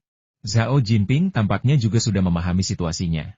Setelah ragu sejenak, dia menggertakkan giginya dan berkata, namanya Lu Chenggong. Dia juga memiliki perusahaan perdagangan pertanian yang jauh lebih besar, dan dia juga memiliki basis penanaman sendiri. Alasan saya setuju untuk sengaja menunda pembayaran kepada keluarga Anda adalah karena saya mendapat jaminan darinya bahwa bahkan jika kita berselisih, dia akan memperkenalkan saya pada peluang bisnis lain. Lu Chenggong? Dia punya perusahaan perdagangan pertanian sendiri? Mendengar nama itu, Li Yunfei tiba-tiba menyadari dan tersenyum dengan ekspresi rumit. Jadi dia pelakunya. Pantas saja dia melakukan sesuatu yang merugikan orang lain dan dirinya sendiri. Dia berusaha keras untuk mempersulitku. "Oh, kau kenal sepupunya?" tanya Wang Chao penasaran. Li Yunfei menghela napas, merasa agak malu, dan menjelaskan, "Dia teman kuliah, tapi juga musuh lama. Kami bertemu di reuni kelas tahun ini, minum bersama, tapi kami tidak akur, dan permusuhan malah semakin dalam. Lupakan saja, jangan bicarakan ini lagi. Bisakah kau menghubungi polisi untukku dan mengurus ini?" Jadi begitulah yang terjadi. "Oke, mari kita panggil polisi. Aku juga akan meminta seseorang untuk menyelidiki perusahaannya. Bajingan seperti ini yang bersekongkol di belakang orang lain perlu diberi pelajaran," umpat Wang Chao. Zhao Jinping berteriak dan memohon ampun, "Jangan panggil polisi. Aku sudah berjanji akan mengembalikan uangmu. Apalagi yang kau inginkan? Selama kau tidak memanggil polisi, kau pasti akan mendapatkan uangnya kembali dari perusahaan pembiayaan. Kau harus percaya padaku. Kredibilitasmu sudah lama hancur. Siapa yang waras masih akan mempercayaimu?" Kong Huan meludahkan puntung rokoknya, menghentakkannya dengan keras, dan menekan nomor panggilan cepat. Keduanya tampak memiliki hubungan yang sangat dekat. Mereka beberapa kali menjawab dengan suara berbisik lalu menutup telepon. "Ayo kita makan di luar dulu. Kita perlu reservasi terlebih dahulu, atau mereka akan mulai menelepon untuk mendesak kita." Mulut idiot ini belum juga diam, kami tidak akan menghalanginya lagi. Jika dia tidak berteriak, tidak apa-apa. Tetapi jika dia berteriak cukup keras hingga terdengar oleh orang lain, kami tidak punya pilihan selain membungkamnya. Mengetahui siapa yang bersekongkol melawannya dari belakang, Li Yunfei merasa senang. Asalkan dia menemukan akar permasalahannya, dia pasti akan menemukan solusinya. Restoran itu tepat berada di pintu masuk area villa. Semua orang di sana masih muda, makan, minum, dan membicarakan wanita. Waktu berlalu begitu cepat. Tepat ketika mereka kembali ke villa setelah makan, sebuah mobil polisi tiba, langsung membuat laporan, dan membawa Zhao Jinping pergi. Tidak ada yang menanyakan mengapa dia berada di sana atau mengapa dia memiliki luka di wajahnya. Metode ini membuat Li Yunfei menyadari betapa kuatnya latar belakang dan koneksi orang-orang tersebut. Untuk berterima kasih atas bantuan mereka, Li Yunfei berinisiatif membayar tagihan saat mereka pergi ke klub malam itu. Kemurahan hatinya mengejutkan mereka. Wang Chao sedikit mengetahui tentang situasi keuangan petani itu, tetapi ketiga temannya tidak. Mereka hanya menyebutkan bahwa menanam sayuran menghasilkan uang, dan petani itu lebih dermawan dengan uangnya daripada mereka semua. Mereka semua berseru bahwa mereka pasti akan mengunjungi pertaniannya suatu saat nanti. Keesokan harinya, Li Yunfei pergi mengunjungi Chu Jihua dari wilayah militer provinsi. Meskipun ia telah menyelamatkan nyawa Chu Jihua sebelumnya, lelaki tua itu juga telah banyak membantunya. Terlebih lagi, ia telah berteman baik dengan putra Chu Jihua, Chu Yang. Kunjungan sebelum tahun baru ini sangat penting. Dan apakah ia akan datang setelah tahun baru bergantung pada situasi. Ia mengeluarkan 4 guci anggur tua, 2 buah semangka, beberapa keranjang buah, dan 2 karung sayuran dari gudangnya. Semua itu adalah hasil pertanian lokal, hadiah yang cocok untuk orang penting seperti dia. Jika ia benar-benar membawa tas berisi uang tunai dalam jumlah besar, mungkin mereka akan mengusirnya. Meskipun dia sudah berbicara dengan Chu melalui telepon, dia tetap dihentikan oleh para tentara yang sedang bertugas ketika tiba di gerbang kompleks militer. Setelah serangkaian pemeriksaan, dia akhirnya diizinkan untuk lewat. Chu yang sedang menjalankan misi militer, sementara istri Chu Jihua tinggal di Universitas Sichuan, bukan di wilayah militer, sehingga kediaman mereka cukup sepi. Chu Jihua menyambut Li Yunfei dengan hangat dan bahkan membantunya memindahkan barang-barangnya ke rumah, mengatakan bahwa satu-satunya pembantu rumah tangga mereka juga telah pulang untuk liburan, dan jika bukan karena menghadiri pertemuan akhir tahun dengan sekelompok orang tua, dia pasti sudah kembali ke kediamannya di Universitas Sichuan untuk menikmati waktu bersama keluarga. Saat mereka memindahkan barang-barang ke dalam, mereka melihat sekelompok orang berjalan masuk dari gerbang utama wilayah militer. Mereka berpangkat tinggi, beberapa mengenakan seragam militer dan beberapa mengenakan pakaian sipil, dan di ujung barisan, ada beberapa fotografer dan wartawan yang menemani mereka. Pria berusia 50-an itu, berpakaian santai, berjalan di depan. Ia memiliki suara yang lantang dan berseru dengan sedikit sarkasme, "Pak Chu, apa yang kau bawa pulang? Aku melihatmu menerima hadiah dari jauh. Ini bukan pertanda baik." Li Yunfei mengenali suara itu. Dia berbalik dan melihat bahwa itu adalah gubernur provinsi yang pernah dia temui sebelumnya. Dia pernah menemani Chu Yingtai, orang terkaya di Asia Tenggara, ke desa keluarga Li dan menginap di rumahnya selama 1 malam. Seorang pria tua lainnya berseragam militer, hanya setengah langkah di belakang gubernur, juga berseru sambil tersenyum, "Pak Chu, letakkan guci anggur tua di tanganmu itu. Aku bisa mencium aroma anggur itu dari jarak 2 mil. Mari kita tangkap kau hari ini juga. Jika kau tidak memberiku guci itu, aku pasti akan melaporkanmu kepada para pemimpin provinsi. Dasar kalian para perampok. Kita tidak punya anggur, tapi kalian bisa mengambil nyawaku." Teriak Chu Jihua cemas sebelum berbisik kepada Li Yunfei. "Yunfei, abaikan mereka dan cepat pindahkan ke dalam." "Ah, aku sudah mencicipi anggur tua yang kau kirim. Rasanya benar-benar enak. Aku baru saja berpikir bahwa jika kau tidak mengirimkannya, aku akan meminta Chu yang datang ke rumahmu untuk meminta sedikit. Tapi hari ini, kita akhirnya mendapatkannya, dan orang-orang tua tak tahu malu ini melihatnya. Aku khawatir bahkan satupun dari 4 guci anggur tua ini tidak akan bertahan." Li Yunfei bingung dengan pemandangan di hadapannya. Baru setelah gubernur memimpin semua orang masuk ke rumah Chu Jihua, dia mengerti. Ternyata itu adalah kegiatan penghiburan dan dukungan akhir tahun, yang dipimpin oleh gubernur, dan berskala sangat tinggi. Chu Jihua memiliki pangkat tinggi, jadi wajar jika dia menjadi orang pertama yang dikunjungi, dan kemudian Li Yunfei akan bergabung dengan tim penghiburan dan dukungan tersebut. Namun, melihat bahwa ia memiliki anggur yang enak, semua orang pasti akan memanfaatkannya. Terlebih lagi, gubernur juga telah mencicipi anggur yang disimpan di tempat Li Yunfei dan sangat terkesan olehnya.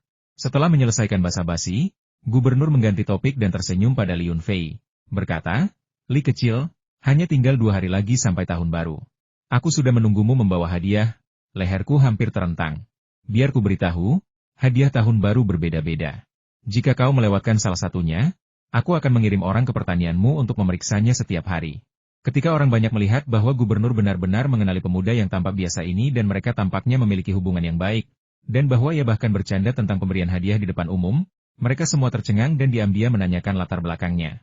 Li Yunfei merasa gubernur terlalu antusias terhadapnya. Ia baru menginap di rumah gubernur selama 1 malam, makan beberapa kali, dan pergi memancing sekali.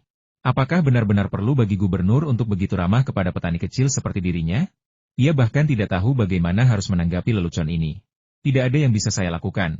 Gubernur provinsi itu hanya bercanda, jadi saya harus ikut saja dan membalasnya dengan senyuman. Dia bilang akan mengantarkannya besok, tetapi itu hanya sayuran dan buah-buahan yang dia tanam sendiri dan anggur buatan sendiri tidak ada yang berharga. Dia menyuruh saya untuk tidak mengeluh tentang makanan itu dan menolak untuk menyediakan makanan." Gubernur itu tertawa dan menegur, "Dasar bocah nakal, sebagai gubernur sebuah provinsi, apakah kau pikir aku orang yang pelit? Tapi mari kita perjelas dulu, jika tidak ada anggur tua yang kusuka, maka aku benar-benar tidak akan menyediakan makanan." Semua orang tertawa, dan Li Yunfei ikut tertawa, mengatakan bahwa itu tidak akan menjadi masalah, dia pasti akan menyiapkan anggur untuk mereka, karena dia tidak akan berani menumpang tanpa anggur yang enak. Setelah mengobrol sebentar, pria tua berseragam militer itu melirik arlojinya dan dengan tenang mengingatkan gubernur bahwa sudah larut malam dan mereka harus segera memulai pekerjaan. Chu Jihua, yang juga berpakaian rapi, bersiap untuk bergabung dengan delegasi untuk beberapa kegiatan tahunan. Saat semua orang hendak pergi, Chu Jihua secara khusus menginstruksikan Li Yunfei untuk duduk di rumah dan menonton TV atau beristirahat, dan tidak pergi. Dia mengatakan bahwa setelah selesai dengan pekerjaannya, seseorang akan menghubunginya untuk makan siang di kantin militer. Rencana awal Li Yunfei adalah mengantarkan barang, bertukar beberapa patah kata dengan Tuan Tua Chu, lalu pergi. Namun, karena ia bahkan belum sempat berbicara dengannya, dan malah bertemu dengan seorang gubernur provinsi yang tak kenapa sangat antusias kepadanya, ia merasa sedikit bingung. Ia benar-benar tidak mengenal gubernur provinsi itu dengan baik. Ia bahkan tidak tahu di mana gubernur itu tinggal. Bagaimana mungkin ia bisa mengantarkan makanan khas daerah? Paling buruk, ia bisa saja menelepon orang terkaya di Asia Tenggara dan memintanya untuk membantunya mengatasi antusiasme gubernur provinsi itu. Li Yunfei menonton TV sebentar. Lalu, karena bosan, pergi ke gerbang depan untuk menghirup udara segar. Area militer itu sangat rapi dan bersih. Pepohonan di taman bunga dipangkas rapi, seperti seragam militer. Di depan setiap deretan halaman bergaya villa, terdapat area kebugaran kecil dengan beberapa peralatan olahraga yang ditempatkan secara permanen di sana. Li Yunfei belum pernah merasakan waktu berlalu begitu lambat. Dia merasa sangat canggung di kompleks militer ini. Untuk menghabiskan waktu, dia pergi ke area latihan dan mulai bermain-main di palang horizontal. Selama masa kuliah, kondisi fisik saya berada di puncaknya. Saya bisa dengan mudah berlari 10.000 meter, tetapi kekuatan lengan saya agak lemah. Saya hanya mampu melakukan 40 atau 50 pull-up di palang horizontal sebelum kelelahan. Tubuhnya jauh lebih kuat dari sebelumnya sehingga ia dengan mudah melakukan lebih dari 200 pull-up, tetapi kemudian tiba-tiba ia merasa bosan. Jadi ia hanya duduk di palang horizontal, mengayunkan kakinya dengan santai, dan memandang sekeliling ke arah pohon-pohon hias yang terlalu kaku. Aku sudah pergi lebih dari sehari dan mulai merindukan istriku, jadi aku meneleponnya, tapi nenekku yang menjawab. Fua, kapan kau pulang? Yunu sedang berlatih kungfu. Ah, apa gunanya seorang gadis belajar kungfu? Dia berkeringat deras di halaman, hatiku hancur melihatnya seperti itu, keluh nenek. Sebelum Li Yunfei sempat menjawab, suara nenek Fu terdengar dari samping orang tua itu juga terobsesi. Dia bersikeras bahwa Yunu memiliki bakat dan hanya dialah yang dapat meneruskan keahlian uniknya. Keahlian unik apa? Selain bergulat dan berkelahi, aku belum pernah melihatnya mengajari orang lain ilmu kungfu. Kakek Li menjalani hidup yang lebih santai. Berbaring di kursi rotan sambil minum teh wangi dan berjemur di bawah sinar matahari. Dan dia bahkan tidak pernah melewatkan kesempatan untuk mengajari cucu-cucunya ilmu kedokteran. Nenek, aku tidak akan mengganggu latihan Yunu. Aku masih ada beberapa urusan yang harus diselesaikan di ibu kota provinsi. Jadi aku akan pulang besok. Setelah mengatakan itu, dia mengobrol dengan neneknya beberapa menit lagi sebelum menutup telepon. Di jalan setapak di depan area kebugaran, sepasang muda-mudi berjalan berdampingan. Mereka tidak terlihat terlalu mesra. Tetapi langkah mereka selaras dan mereka tampak saling memahami dengan baik. Gadis itu memiliki rambut panjang terurai dan tubuh langsing. Meskipun cuaca dingin, ia tidak mengenakan pakaian hangat, melainkan celana kulit hitam ketat dan sepatu bot putih setinggi mata kaki. Kakinya panjang, lurus, dan lentur, dan ia bergerak dengan langkah ringan dan cepat, seperti rusa, memancarkan energi muda. Dia mengenakan jaket pendek putih dan syal hitam yang menutupi mulut dan setengah wajahnya, tetapi tidak bisa menyembunyikan bentuk dan kekencangan dadanya. Awalnya, Li Yunfei tidak mengenali wanita itu, tetapi melihat dadanya yang luar biasa menonjol, ia merasa pernah melihatnya di suatu tempat sebelumnya. Setelah diperhatikan lebih dekat, alis dan matanya itu tak lain adalah Yin Sueyan, wanita yang selalu membuatnya kesulitan. Ia pernah mendengar bahwa keluarga wanita ini memiliki koneksi di sistem kepolisian provinsi. Bagaimana ia bisa berakhir di wilayah militer provinsi? Pemuda di sebelahnya adalah seseorang yang pernah ia temui sebelumnya. Dia adalah Fang Xiaoming, yang hampir ia lumpuhkan.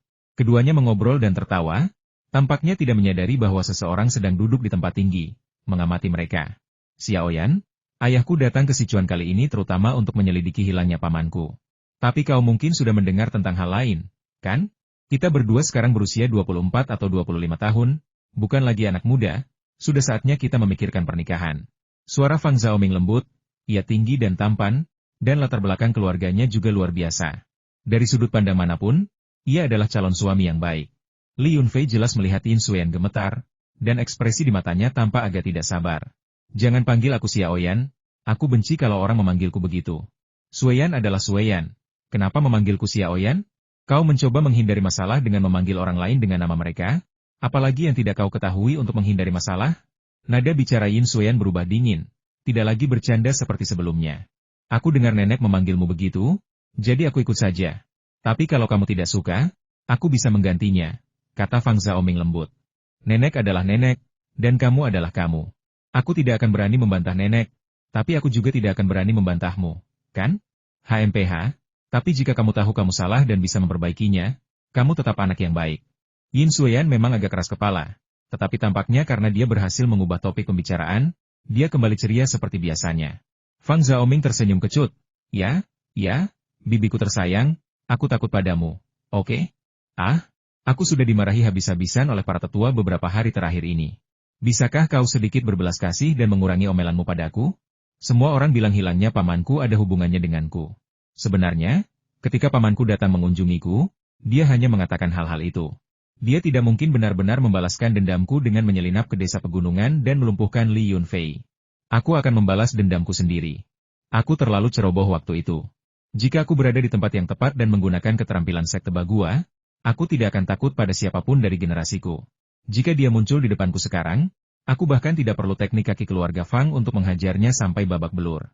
Yin Xueyan menendang bunga dan tanaman di petak bunga, sambil berkata dengan nada kesal, kakak senior, jangan remehkan Li Yunfei. Dia mungkin tidak tahu kungfu, tapi dia sangat kuat dan cepat. Bahkan saat aku siaga tinggi, aku tidak bisa menghindari serangannya. Sebelum dia selesai berbicara, seseorang tertawa dari samping dan depan. Oh, bukankah ini kakak senior dari sekte Bagua? Ada apa? Tulangmu sudah sembuh? Maafkan aku memukulmu terlalu keras waktu itu dan membuatmu menderita. Aku memukulmu waktu itu karena tanganmu terlalu ceroboh dan melukai istriku. Jika aku tanpa sengaja menjatuhkanmu lagi hari ini, itu karena mulutmu terlalu kotor. Apakah boleh membicarakan orang lain di belakang mereka? Keduanya mendongak dan langsung terkejut serta marah. Siapa lagi kalau bukan musuh lama mereka? Li Yunfei, yang sedang berbicara. Li Yunfei, apa yang kau lakukan di sini? Bagaimana kau bisa masuk? Siapa yang mengizinkanmu masuk? Mata Fang Xiaoming memerah saat melihat musuhnya, dan tinjunya mengepal begitu erat hingga retak. Yin Xueyan balas dengan marah, tidak baik membicarakan keburukan orang di belakang mereka. Tetapi apakah boleh menguping pembicaraan mereka? Sudah berapa lama kau di sini? Apa yang sudah kau dengar? Li Yunfei menyeringai dan tertawa. Haha, aku sedang duduk di sini menikmati udara sejuk ketika kalian semua datang dan mulai membicarakan pernikahan dan bagaimana kalian semakin tua. Bukannya aku ingin mendengarnya. Tapi jujur saja, kalian memang semakin tua. Jika kalian bertemu seseorang yang cocok, menikahlah saja. Berhentilah membuat masalah bagi penduduk desa di kota Qinglong kita sepanjang hari. Itu tidak baik. Bahkan jika aku makan daging babi hutan, kalian akan mengejarku dan menggangguku. Datang ke rumahku untuk menangkapku dan memanggil polisi untuk menjebakku. Kalian bahkan menggangguku di hari pernikahanku. Yin Xueyan hampir gila. Dingin sekali, aku kedinginan sampai mau mati. Apa yang sebenarnya kau coba lakukan? Itu bukan urusanmu. Aku bisa menikah kapanpun aku mau, itu bukan urusanmu. Apa maksudmu aku tidak muda? Aku baru 24 tahun, oke? Aku 2 tahun lebih muda darimu, oke? Bahkan jika kau meninggal karena usia tua, aku akan tetap muda dan cantik. Yin Xueyan langsung marah begitu melihat Li Yunfei. Dalam sekejap, dia seperti tong mesiu yang telah dinyalakan, dan dia melancarkan serangan balik besar-besaran terhadap Li Yunfei. Li Yunfei menghela napas, melompat dari palang horizontal, dan berkata dengan ekspresi tua dan mendalam. Oh, kau tahu umurku, begitu peduli padaku? Tapi kau harus tahu bahwa aku sudah menikah, dan aku bahkan belum berbulan madu. Aku tidak tertarik pada perselingkuhan untuk saat ini, jadi jangan repot-repot mencoba merayuku. Kau hanya mencoba menarik perhatianku terus-menerus karena kau ingin aku mengingatmu. Dasar narsisis, kenapa kau tidak mati saja? Siapa yang merayumu? Sekalipun aku buta, sekalipun semua pria di dunia mati, aku tidak akan pernah menyukaimu. Matilah, matilah. Yin Xueyan menerkam Li Yunfei seperti burung yang marah, mengabaikan segalanya. Dengan satu tangan yang berubah menjadi serangan telapak tangan, disertai suara desiran angin, dia melepaskan rentetan serangan pada Li Yunfei, puluhan pukulan dalam sekejap. Jika serangan ini mengenai dirinya, bahkan pohon besar pun akan retak kulitnya. Namun Li Yunfei tampak hampir tidak bergerak, tubuhnya berputar dan berbelok dengan kecepatan yang luar biasa, menghindari puluhan serangan telapak tangan Yin Xueyan. Pukulan terdekat hanya mengenai pakaiannya, seperti debu yang disapu. Tombau, kau terlalu galak. Kau hanya membersihkan debu dariku. Apa kau harus begitu gila? Ini kompleks militer provinsi, kau harus menjaga citramu. Jangan menarik perhatian para prajurit yang sedang bertugas. Baru-baru ini, Li Yunfei telah tekun mempelajari 3 jilid catatan yang ditinggalkan oleh guru Lingsu, dan kemajuannya dalam keterampilan dasar seperti kecepatan dan teknik gerakan sangat pesat. Dia tidak lagi perlu mengandalkan kekuatan untuk mengalahkan lawannya seperti yang dia lakukan ketika pertama kali mendapatkan ruang kecil itu. Fang Xiaoming sangat marah. Sejak mereka menemukan Li Yunfei, Yin Xueyan tidak berbicara dengannya, dan Li Yunfei tampaknya juga mengabaikan pertanyaannya. Keduanya tampak berdebat sengit, tetapi semuanya lebih terlihat seperti menggoda. Keterampilan macam apa yang digunakan adik perempuannya? Apakah ini teknik pamungkas Baguashang? Dia bahkan tidak bisa membersihkan debu, apalagi menghilangkannya. Bukankah ini sengaja ditahan? Bukankah ini karena dia tidak tega memukul Li Yunfei? Dalam sekejap, Fang Xiaoming memikirkan banyak hal. Tetapi bayangan Li Yunfei yang memukulinya begitu parah hingga ia tak punya kesempatan untuk melawan masih terbayang di benaknya, dan ia benar-benar tidak berani maju dan menyerang secara gegabah. Tepat saat itu, sebuah tim patroli tentara kebetulan lewat, dan dia langsung mendapat ide, "Hei, ada orang. Ada seorang petani muda yang masuk ke sini secara ilegal dan mencoba mengganggu adik perempuan saya." Di saat krisis, orang seringkali berpikir cepat untuk memecahkan masalah. Fang Xiaoming merasa dirinya adalah orang seperti itu. Dia sangat mengenal kompleks militer provinsi dan memiliki koneksi yang kuat di sana. Dia percaya bahwa dengan bantuan militer, berurusan dengan petani kecil yang menanam sayuran di pedesaan seharusnya tidak menjadi masalah. Tentu saja, jika Anda tidak dapat menyelesaikan masalah tersebut, keputusan yang Anda buat pasti akan disebut bodoh. Teriakannya memang menarik perhatian para prajurit yang sedang bertugas. Dua prajurit dari regu tersebut datang untuk menanyakan alasannya. Setelah mendengarkan spekulasi Fang Xiaoming dan konflik batin mereka sendiri, kedua prajurit itu tetap tanpa ekspresi. Mereka menggunakan peralatan komunikasi mereka untuk menghubungi orang-orang yang bertugas di gerbang, mengetahui bahwa nama Li Yunfei ada dalam daftar mereka, memperingatkan mereka untuk tidak membuat masalah atau berkelahi di kompleks tersebut, lalu berbalik dan pergi. Tentara zaman sekarang tidak bodoh. Karena mereka hanya orang biasa yang memasuki kompleks militer. Siapa yang tahu dengan tokoh penting mana mereka berhubungan? Mereka tidak bisa mengendalikan mereka. Mereka tidak memiliki wewenang. Lagi pula, ini adalah kompleks keluarga, bukan area yang dikelola militer. Bahkan jika terjadi perkelahian, apakah akan menangkap orang atau tidak membutuhkan persetujuan dari atasan?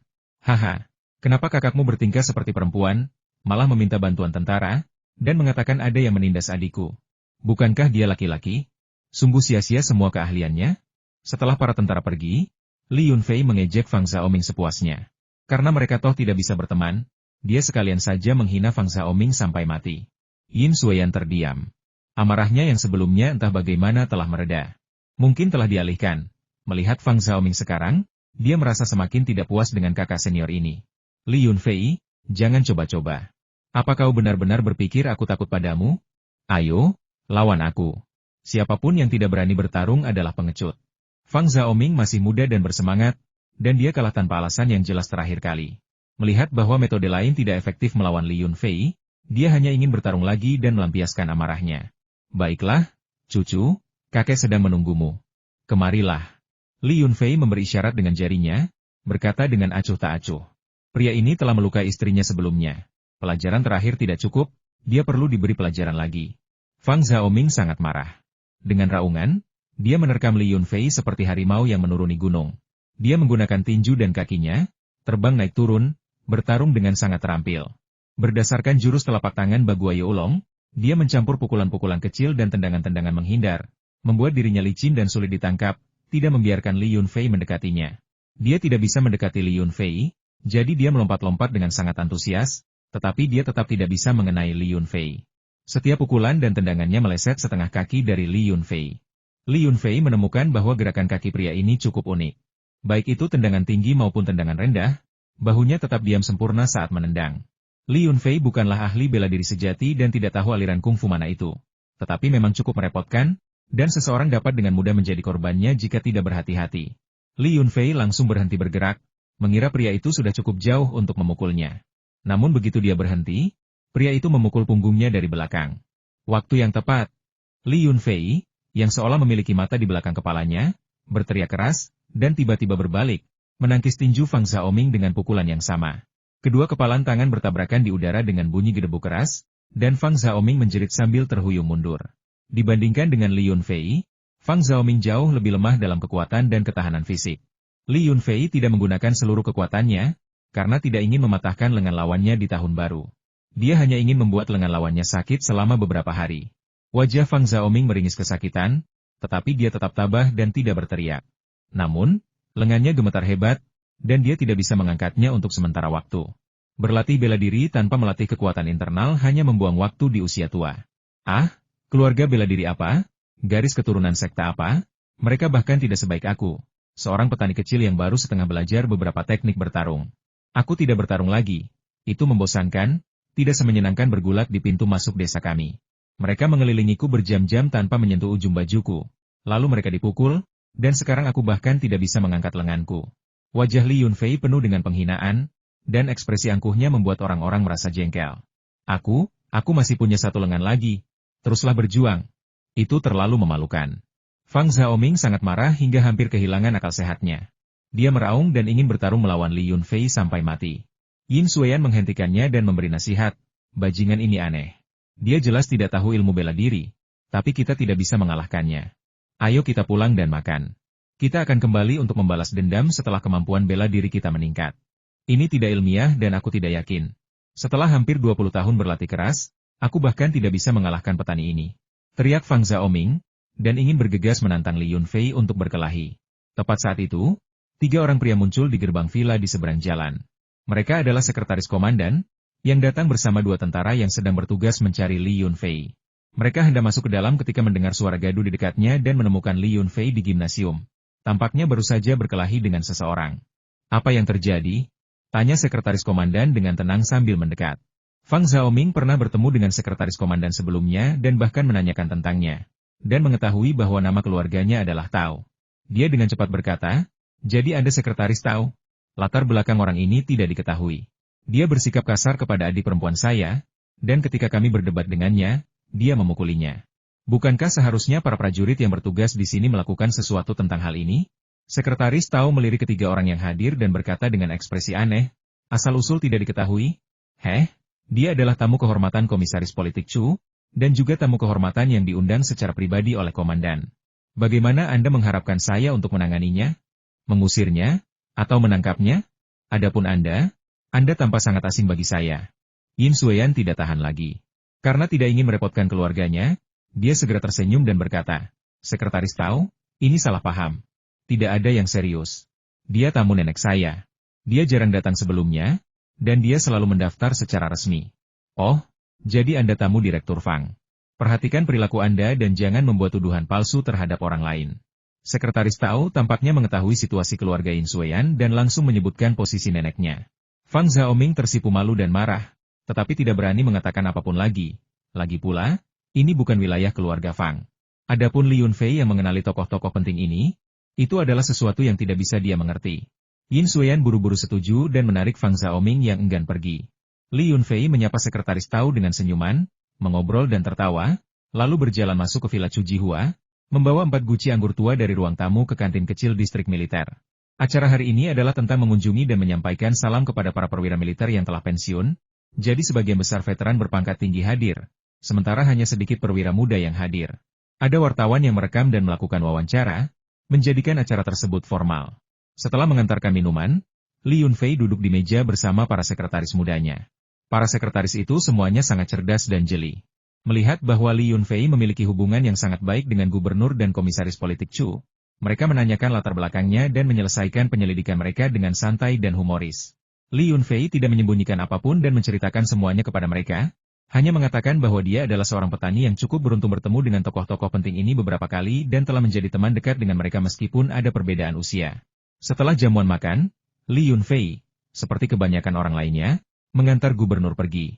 Saat ia pergi, sekretaris gubernur secara mengejutkan memberikan nomor telepon kepada Li Yunfei, dan menyuruhnya untuk meneleponnya keesokan harinya ketika ia tiba di kompleks pemerintahan provinsi. Astaga, gubernur ini bertekad mengirim Li Yunfei untuk mengantar hadiah. Aku heran mengapa gubernur begitu memperhatikan aku. Mungkinkah orang terkaya di Asia Tenggara membocorkan rahasia kepada gubernur, memintanya untuk memberi perlakuan khusus padaku? Menekan keraguannya, dia mengikuti Chu kembali ke halaman rumahnya. Baru setelah minum teh yang menenangkan, keduanya berkesempatan bertukar beberapa kata percakapan sehari-hari. Yunfei, situasi di kampung halamanmu belakangan ini agak rumit, jadi kau harus bersiap-siap. Kau juga pasti tahu sesuatu tentang insiden meteorit itu, karena kau ikut serta dalam beberapa misi pencarian ke pegunungan. Namun, karena campur tangan kuat dari kekuatan asing, akan ada banyak bahaya yang tak terduga. Apapun caramu menghadapinya, jangan pernah melanggar hukum, atau tidak akan ada yang bisa menyelamatkanmu. Setelah beberapa kata, Chu Jihua mengganti topik pembicaraan dan langsung membahas masalah utama. Mengapa militer tidak melanjutkan blokade? Jika militer tidak mencabut blokade, Apakah orang asing itu akan berani ikut campur? Tanya Li Yunfei dengan bingung. Hehe, ini bukan lagi era isolasionisme. Hubungan antar negara sangat kompleks. Selama ada pertukaran manfaat yang cukup besar, tidak ada yang tabu. Jadi, militer kita juga harus mempertimbangkan implikasi politiknya. Kita hanya bisa mematuhi perintah untuk mencabut blokade, kata Chu Jihua sambil tersenyum pasrah. Kami rakyat biasa hanya bertani dan tidak mengkhawatirkan hal lain. Jika kami bertemu orang asing yang melanggar hukum, kami akan memanggil polisi, kata Li Yunfei dengan percaya diri, berbohong terang-terangan. Chu Jihua sudah sangat murah hati dengan mengungkapkan rahasia-rahasia ini kepadanya. Setelah mengobrol beberapa menit lagi, Li Yunfei pun pamit. Kabar baik datang dari Divisi Investigasi Kejahatan Ekonomi Biro Keamanan Publik. Masalah kegagalan Xiao Jinping membayar barang pada dasarnya telah diklarifikasi. Dan rekening dana perusahaan perdagangan pertanian Dongfang dan rekening pribadi Xiao Jinping telah dibekukan. Karena sepupunya, Lu Chenggong, bukan perwakilan hukum dan tidak tercantum dalam dokumen resmi. Kesaksian Xiao Jinping tidak cukup untuk menghukum Lu Chenggong. Petugas polisi di telepon mengungkapkan bahwa dana yang saat ini dibekukan cukup untuk melunasi utang Li Yunfei, jadi dia tidak perlu khawatir. Inilah keuntungan memiliki koneksi. Tanpa koneksi, siapa yang tahu kapan penyelidikan akan dimulai? Ia tidur nyenyak malam itu, kecuali 2 panggilan iklan sauna. Semuanya normal. Pagi-pagi sekali keesokan harinya, ia memasuki ruangan kecil itu, dengan hati-hati mengemas sayuran dan buah-buahan yang telah disiapkan, dan bersiap untuk menyelesaikan hadiah tahun baru ini. Adapun beberapa botol anggur tua, Li Yunfei bahkan mengikatnya dengan pita merah. Sesampainya di pintu masuk kompleks perumahan pemerintah provinsi, Li Yunfei menghubungi nomor telepon yang diberikan sekretarisnya sehari sebelumnya. Tetapi telepon berdering lama tanpa ada yang menjawab. Itu adalah nomor telepon rumah, mungkin milik keluarga gubernur. Mereka telah mengatur waktu untuk bertemu, jadi mengapa tidak ada yang menjawab? Saat saya ragu-ragu apakah akan menelepon lagi, saya menerima telepon dari sekretaris gubernur, yang mengatakan bahwa gubernur sedang tidak enak badan hari ini. Mungkin karena kambuhnya penyakit lamanya, dan saat ini berada di bandara, bersiap untuk pergi ke ibu kota untuk berkonsultasi dengan dokter spesialis. Waktu yang telah disepakati tentu saja dibatalkan, saya diminta untuk menghubunginya lagi setelah gubernur pulih. Seiring bertambahnya usia, berbagai macam penyakit dapat muncul. Ia dalam keadaan sehat walafiat ketika kami mengunjungi wilayah militer provinsi kemarin. Tetapi tanpa diduga, ia perlu menemui spesialis semalaman. Li Yunfei ingin membantu diagnosisnya, tetapi kesehatan gubernur sangat prima. Ia memiliki dokter pribadi dan spesialis, jadi Li Yunfei tidak berhak untuk ikut campur. Setelah menutup telepon, Li Yunfei kembali, mengantarkan hadiah yang sudah dibungkus kepada wali kota Huang dari kota Yunhuang, dan mengakhiri perjalanannya 2 tahun lalu. Betapapun banyaknya hal yang terjadi di luar sana, dia tidak bisa membiarkan tahun baru mengganggu rencananya. Ketika Li Yunfei kembali ke desa keluarga Li, sudah tengah hari. Karena terlalu malas untuk memasak sendiri, ia pergi ke restoran saudara perempuannya untuk makan cepat. Restoran itu akan segera tutup, karena semua orang sedang bersiap untuk tahun baru dan bisnis sedang lesu. Baik mereka yang berasal dari kota maupun desa, orang-orang lebih memilih untuk memasak dan minum di rumah pada saat ini, daripada menjamu tamu di restoran seperti biasanya. Pusat perikanan itu juga bersiap untuk tutup besok. Karena cuaca dingin, tidak ada pelanggan di tepi sungai, kecuali seorang biksu botak yang duduk bersila di gubuk bambu di tepi sungai, entah sedang menikmati pemandangan atau bermeditasi. Li Yunfei melirik biksu itu sebelum memasuki restoran saudara perempuannya. Karena tidak ada pelanggan, saudara perempuannya sibuk mencari uang. Seorang pelayan desa sudah memegang setumpuk uang kertas di tangannya, sementara Li Xiao masih belum mendapatkan apa-apa. Melihat Li Yunfei mendekat, kakak perempuannya segera berhenti menghitung uang dan menyapanya. Fua, kapan kamu pulang? Sudah makan? Aku baru saja membayar gaji mereka. Kamu mau makan apa? Akan kubuatkan setelah aku membayar mereka. Baru saja pulang, dan tadinya mau datang ke sini untuk makan gratis. Ada apa? Tutup hari ini? Kata Li Yunfei, sambil duduk di kursi sebelah mereka dan memperhatikan mereka membagikan uang. Pelayan Xiao Lu dan Kokili menyambutnya dengan sopan, tetapi mata Kokili tak pernah lepas dari uang itu. Gaji pelayan adalah 2.000 yuan sebulan, yang dianggap sebagai gaji yang sangat tinggi di Li Jiashai. Pekerja biasa di pertanian, bahkan dengan tunjangan, hanya mendapatkan sedikit lebih dari 2.000 yuan sebulan. Namun, Chef Li sangat terampil dan merupakan veteran restoran King Heju. Ketika pertama kali bergabung, ia dibayar 5.000 yuan sebulan, dengan bonus tambahan untuk bulan-bulan yang baik. Li Qinghe menghitung 5.000 yuan dan menyerahkannya kepada Chef Li.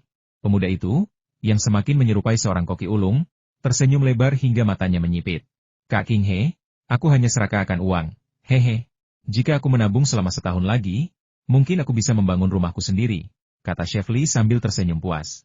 Pelayan wanita itu, Xiao Lu, berkata dengan sedikit getir, HMPH, Jangan pamer. Kau belajar menjadi koki yang payah, tapi penghasilanmu lebih dari 2 kali lipat dariku. Seharusnya aku juga belajar menjadi koki. Menyajikan piring dan mangkuk jauh lebih melelahkan daripada yang kau lakukan. Chef Lee tersenyum puas, kalau kau mau, belajarlah memasak juga. Aku saja sudah lelah sendirian. Kalau kau membantuku, kakak King He pasti akan memperlakukanmu dengan baik. Ngomong-ngomong, kakak Fua belum makan, kan? Aku akan memasak beberapa hidangan.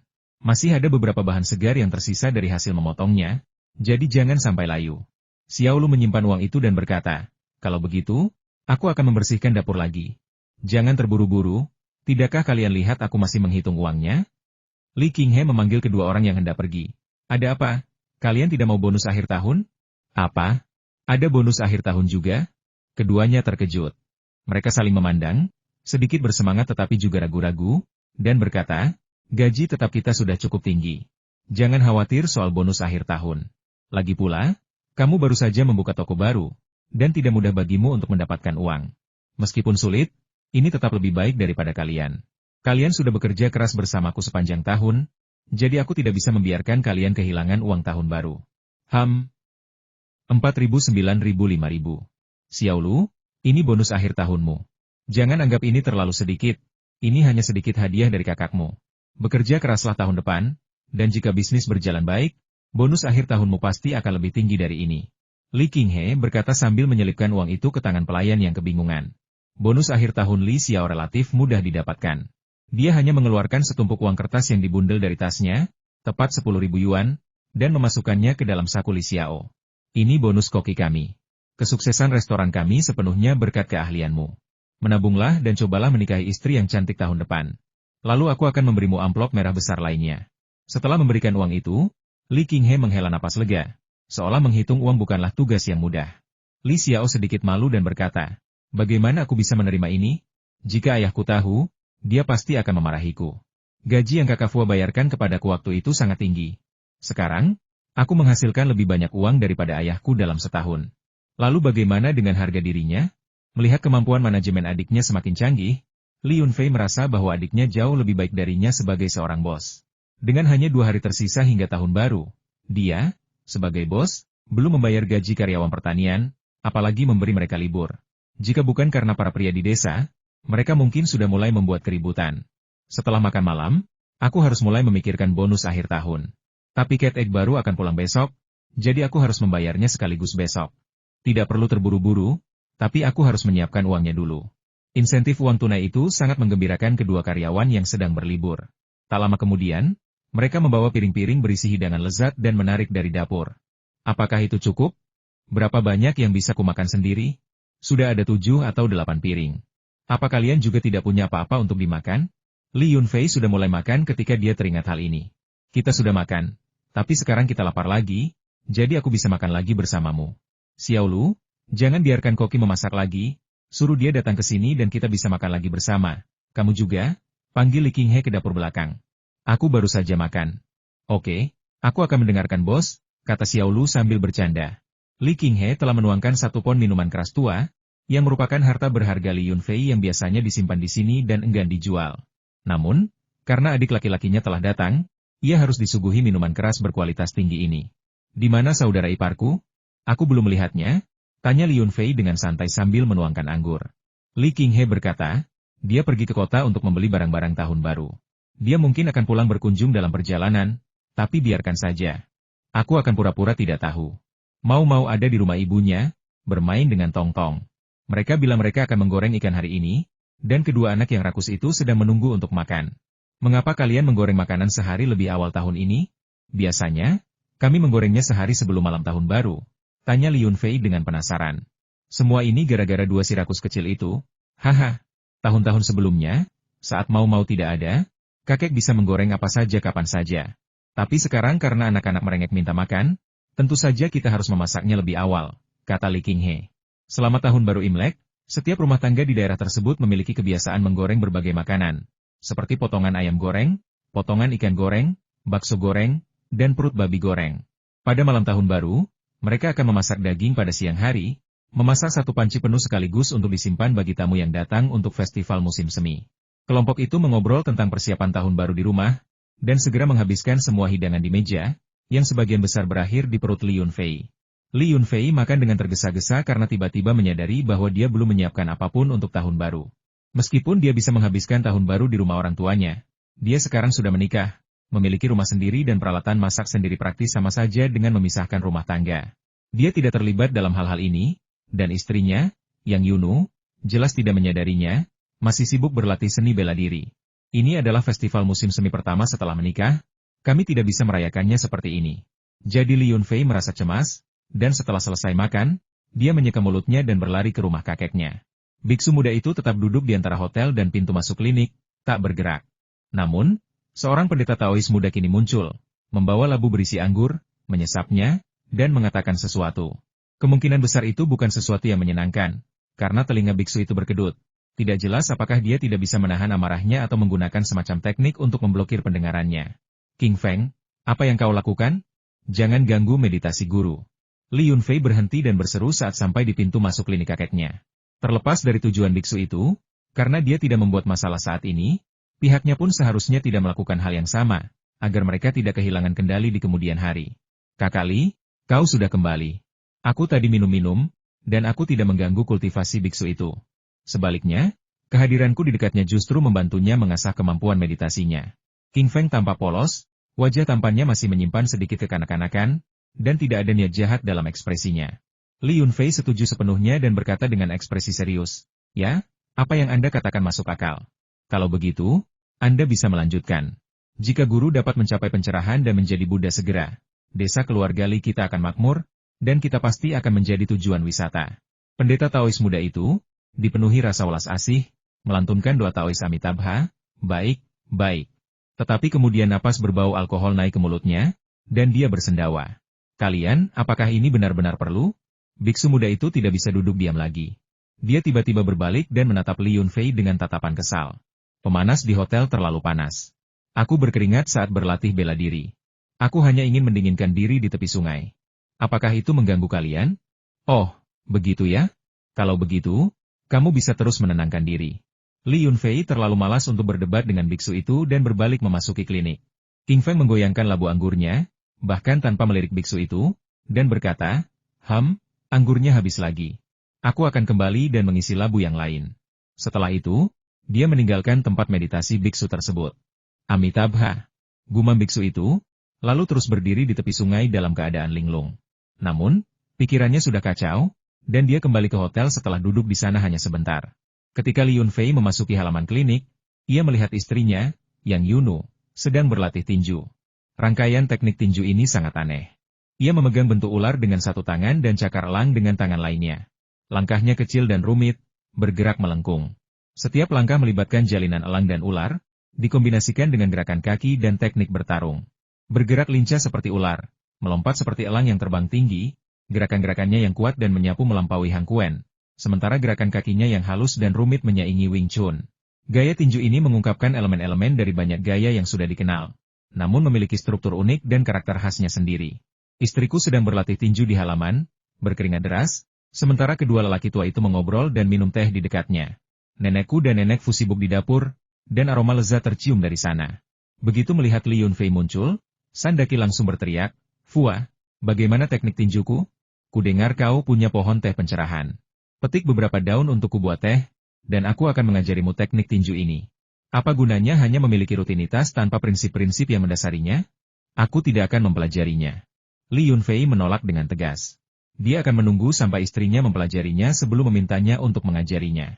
Sandaki meletakkan cangkir tehnya dan berkata dengan percaya diri, "Sebelum Yunu mempelajari gaya tinju ini, dia memiliki seorang guru dan bersumpah bahwa dia tidak akan pernah mengajarkannya kepada siapapun tanpa izinku.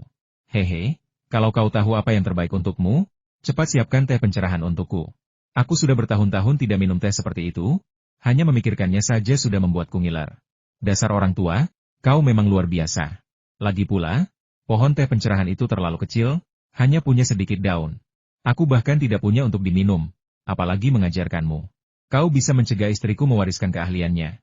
Tapi bisakah kau mencegahku menyuruhnya pulang dan bersiap untuk tahun baru?" Saat Li Yunfei berbicara, sosoknya melesat, dan dia menerobos masuk ke tengah hujan pukulan. Dengan menggunakan metode yang tidak diketahui, dia lolos tanpa terluka, mengangkat Yang Yunu, dan berlari. Baru kemudian Yang Yunu tersentak kaget, tersadar dari lamunannya tentang seni bela diri.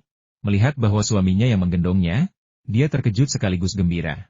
Dia mengucapkan beberapa kata yang tidak jelas, dan keduanya meninggalkan klinik. Kedua pria tua itu terdiam kebingungan. Lee Chun-kyu tetap tenang, hanya berkata, kecepatan dan kelincahan anak ini telah meningkat lagi. Aku benar-benar tidak tahu dari mana dia mempelajari kemampuannya. Sandaki sangat marah. Dia melompat dan berteriak, anak itu terlalu sombong. Dia benar-benar menganggap jurus ular elang tidak berarti apa-apa. Yunu bahkan tidak mengenainya sekalipun. Aku sangat marah. Pasti karena pukulan Yunu terlalu lambat. Jika aku berlatih tinju, anak itu bahkan tidak akan bisa mendekatiku dalam jarak 3 meter. Sayang, bukankah seharusnya kita berbelanja barang-barang untuk tahun baru? Kenapa kamu menggendongnya ke tempat tidur? Sayang, oh pintunya sepertinya sedikit terbuka. Aku berkeringat sekali dan belum mandi. Yang Yunu telah merasakan manisnya cinta. Dari kecanggungan dan sedikit penolakan awalnya hingga kerjasamanya yang malu-malu saat ini, pertumbuhan seorang wanita seringkali terjadi dengan cepat melalui gesekan yang tidak disengaja. Transisi dari seorang gadis naif menjadi seorang wanita muda terkadang bisa sangat sederhana. Setelah itu, Lee Yunfei menggendong istrinya ke kamar mandi untuk mandi. Pria itu kuat, wanita itu lembut. Saat mereka saling menyentuh di kamar mandi, gairah mereka dengan mudah menyala kembali. Anak muda penuh semangat, terutama dua ahli bela diri, kayu kering dan api yang berkobar mudah terbakar. Setelah mereka berdua berganti pakaian dan melangkah keluar, mereka benar-benar tercengang. Hari sudah gelap, jadi apa gunanya pergi membeli barang-barang tahun baru? Mereka segera menelepon ibu mereka, Chen Xiuzi, untuk menanyakan apakah beliau sudah makan malam. Jika belum, mereka berencana untuk makan bersama. Untungnya, hari mungkin baru saja mulai gelap, dan Chen Xiuzi sedang menggoreng sesuatu di rumah, baru saja memulai. Lee Yunfei berpikir dalam hati betapa beruntungnya dia, dan menarik Yang Yunu bersamanya saat mereka berlari menuju rumah tua itu. Sesampainya di rumah tua itu, Mau Mau dan Tong Tong bersembunyi di balik gerbang utama. Saat Lee Yunfei dan Yang Yunu mendekat, mereka tiba-tiba melemparkan dua petasan.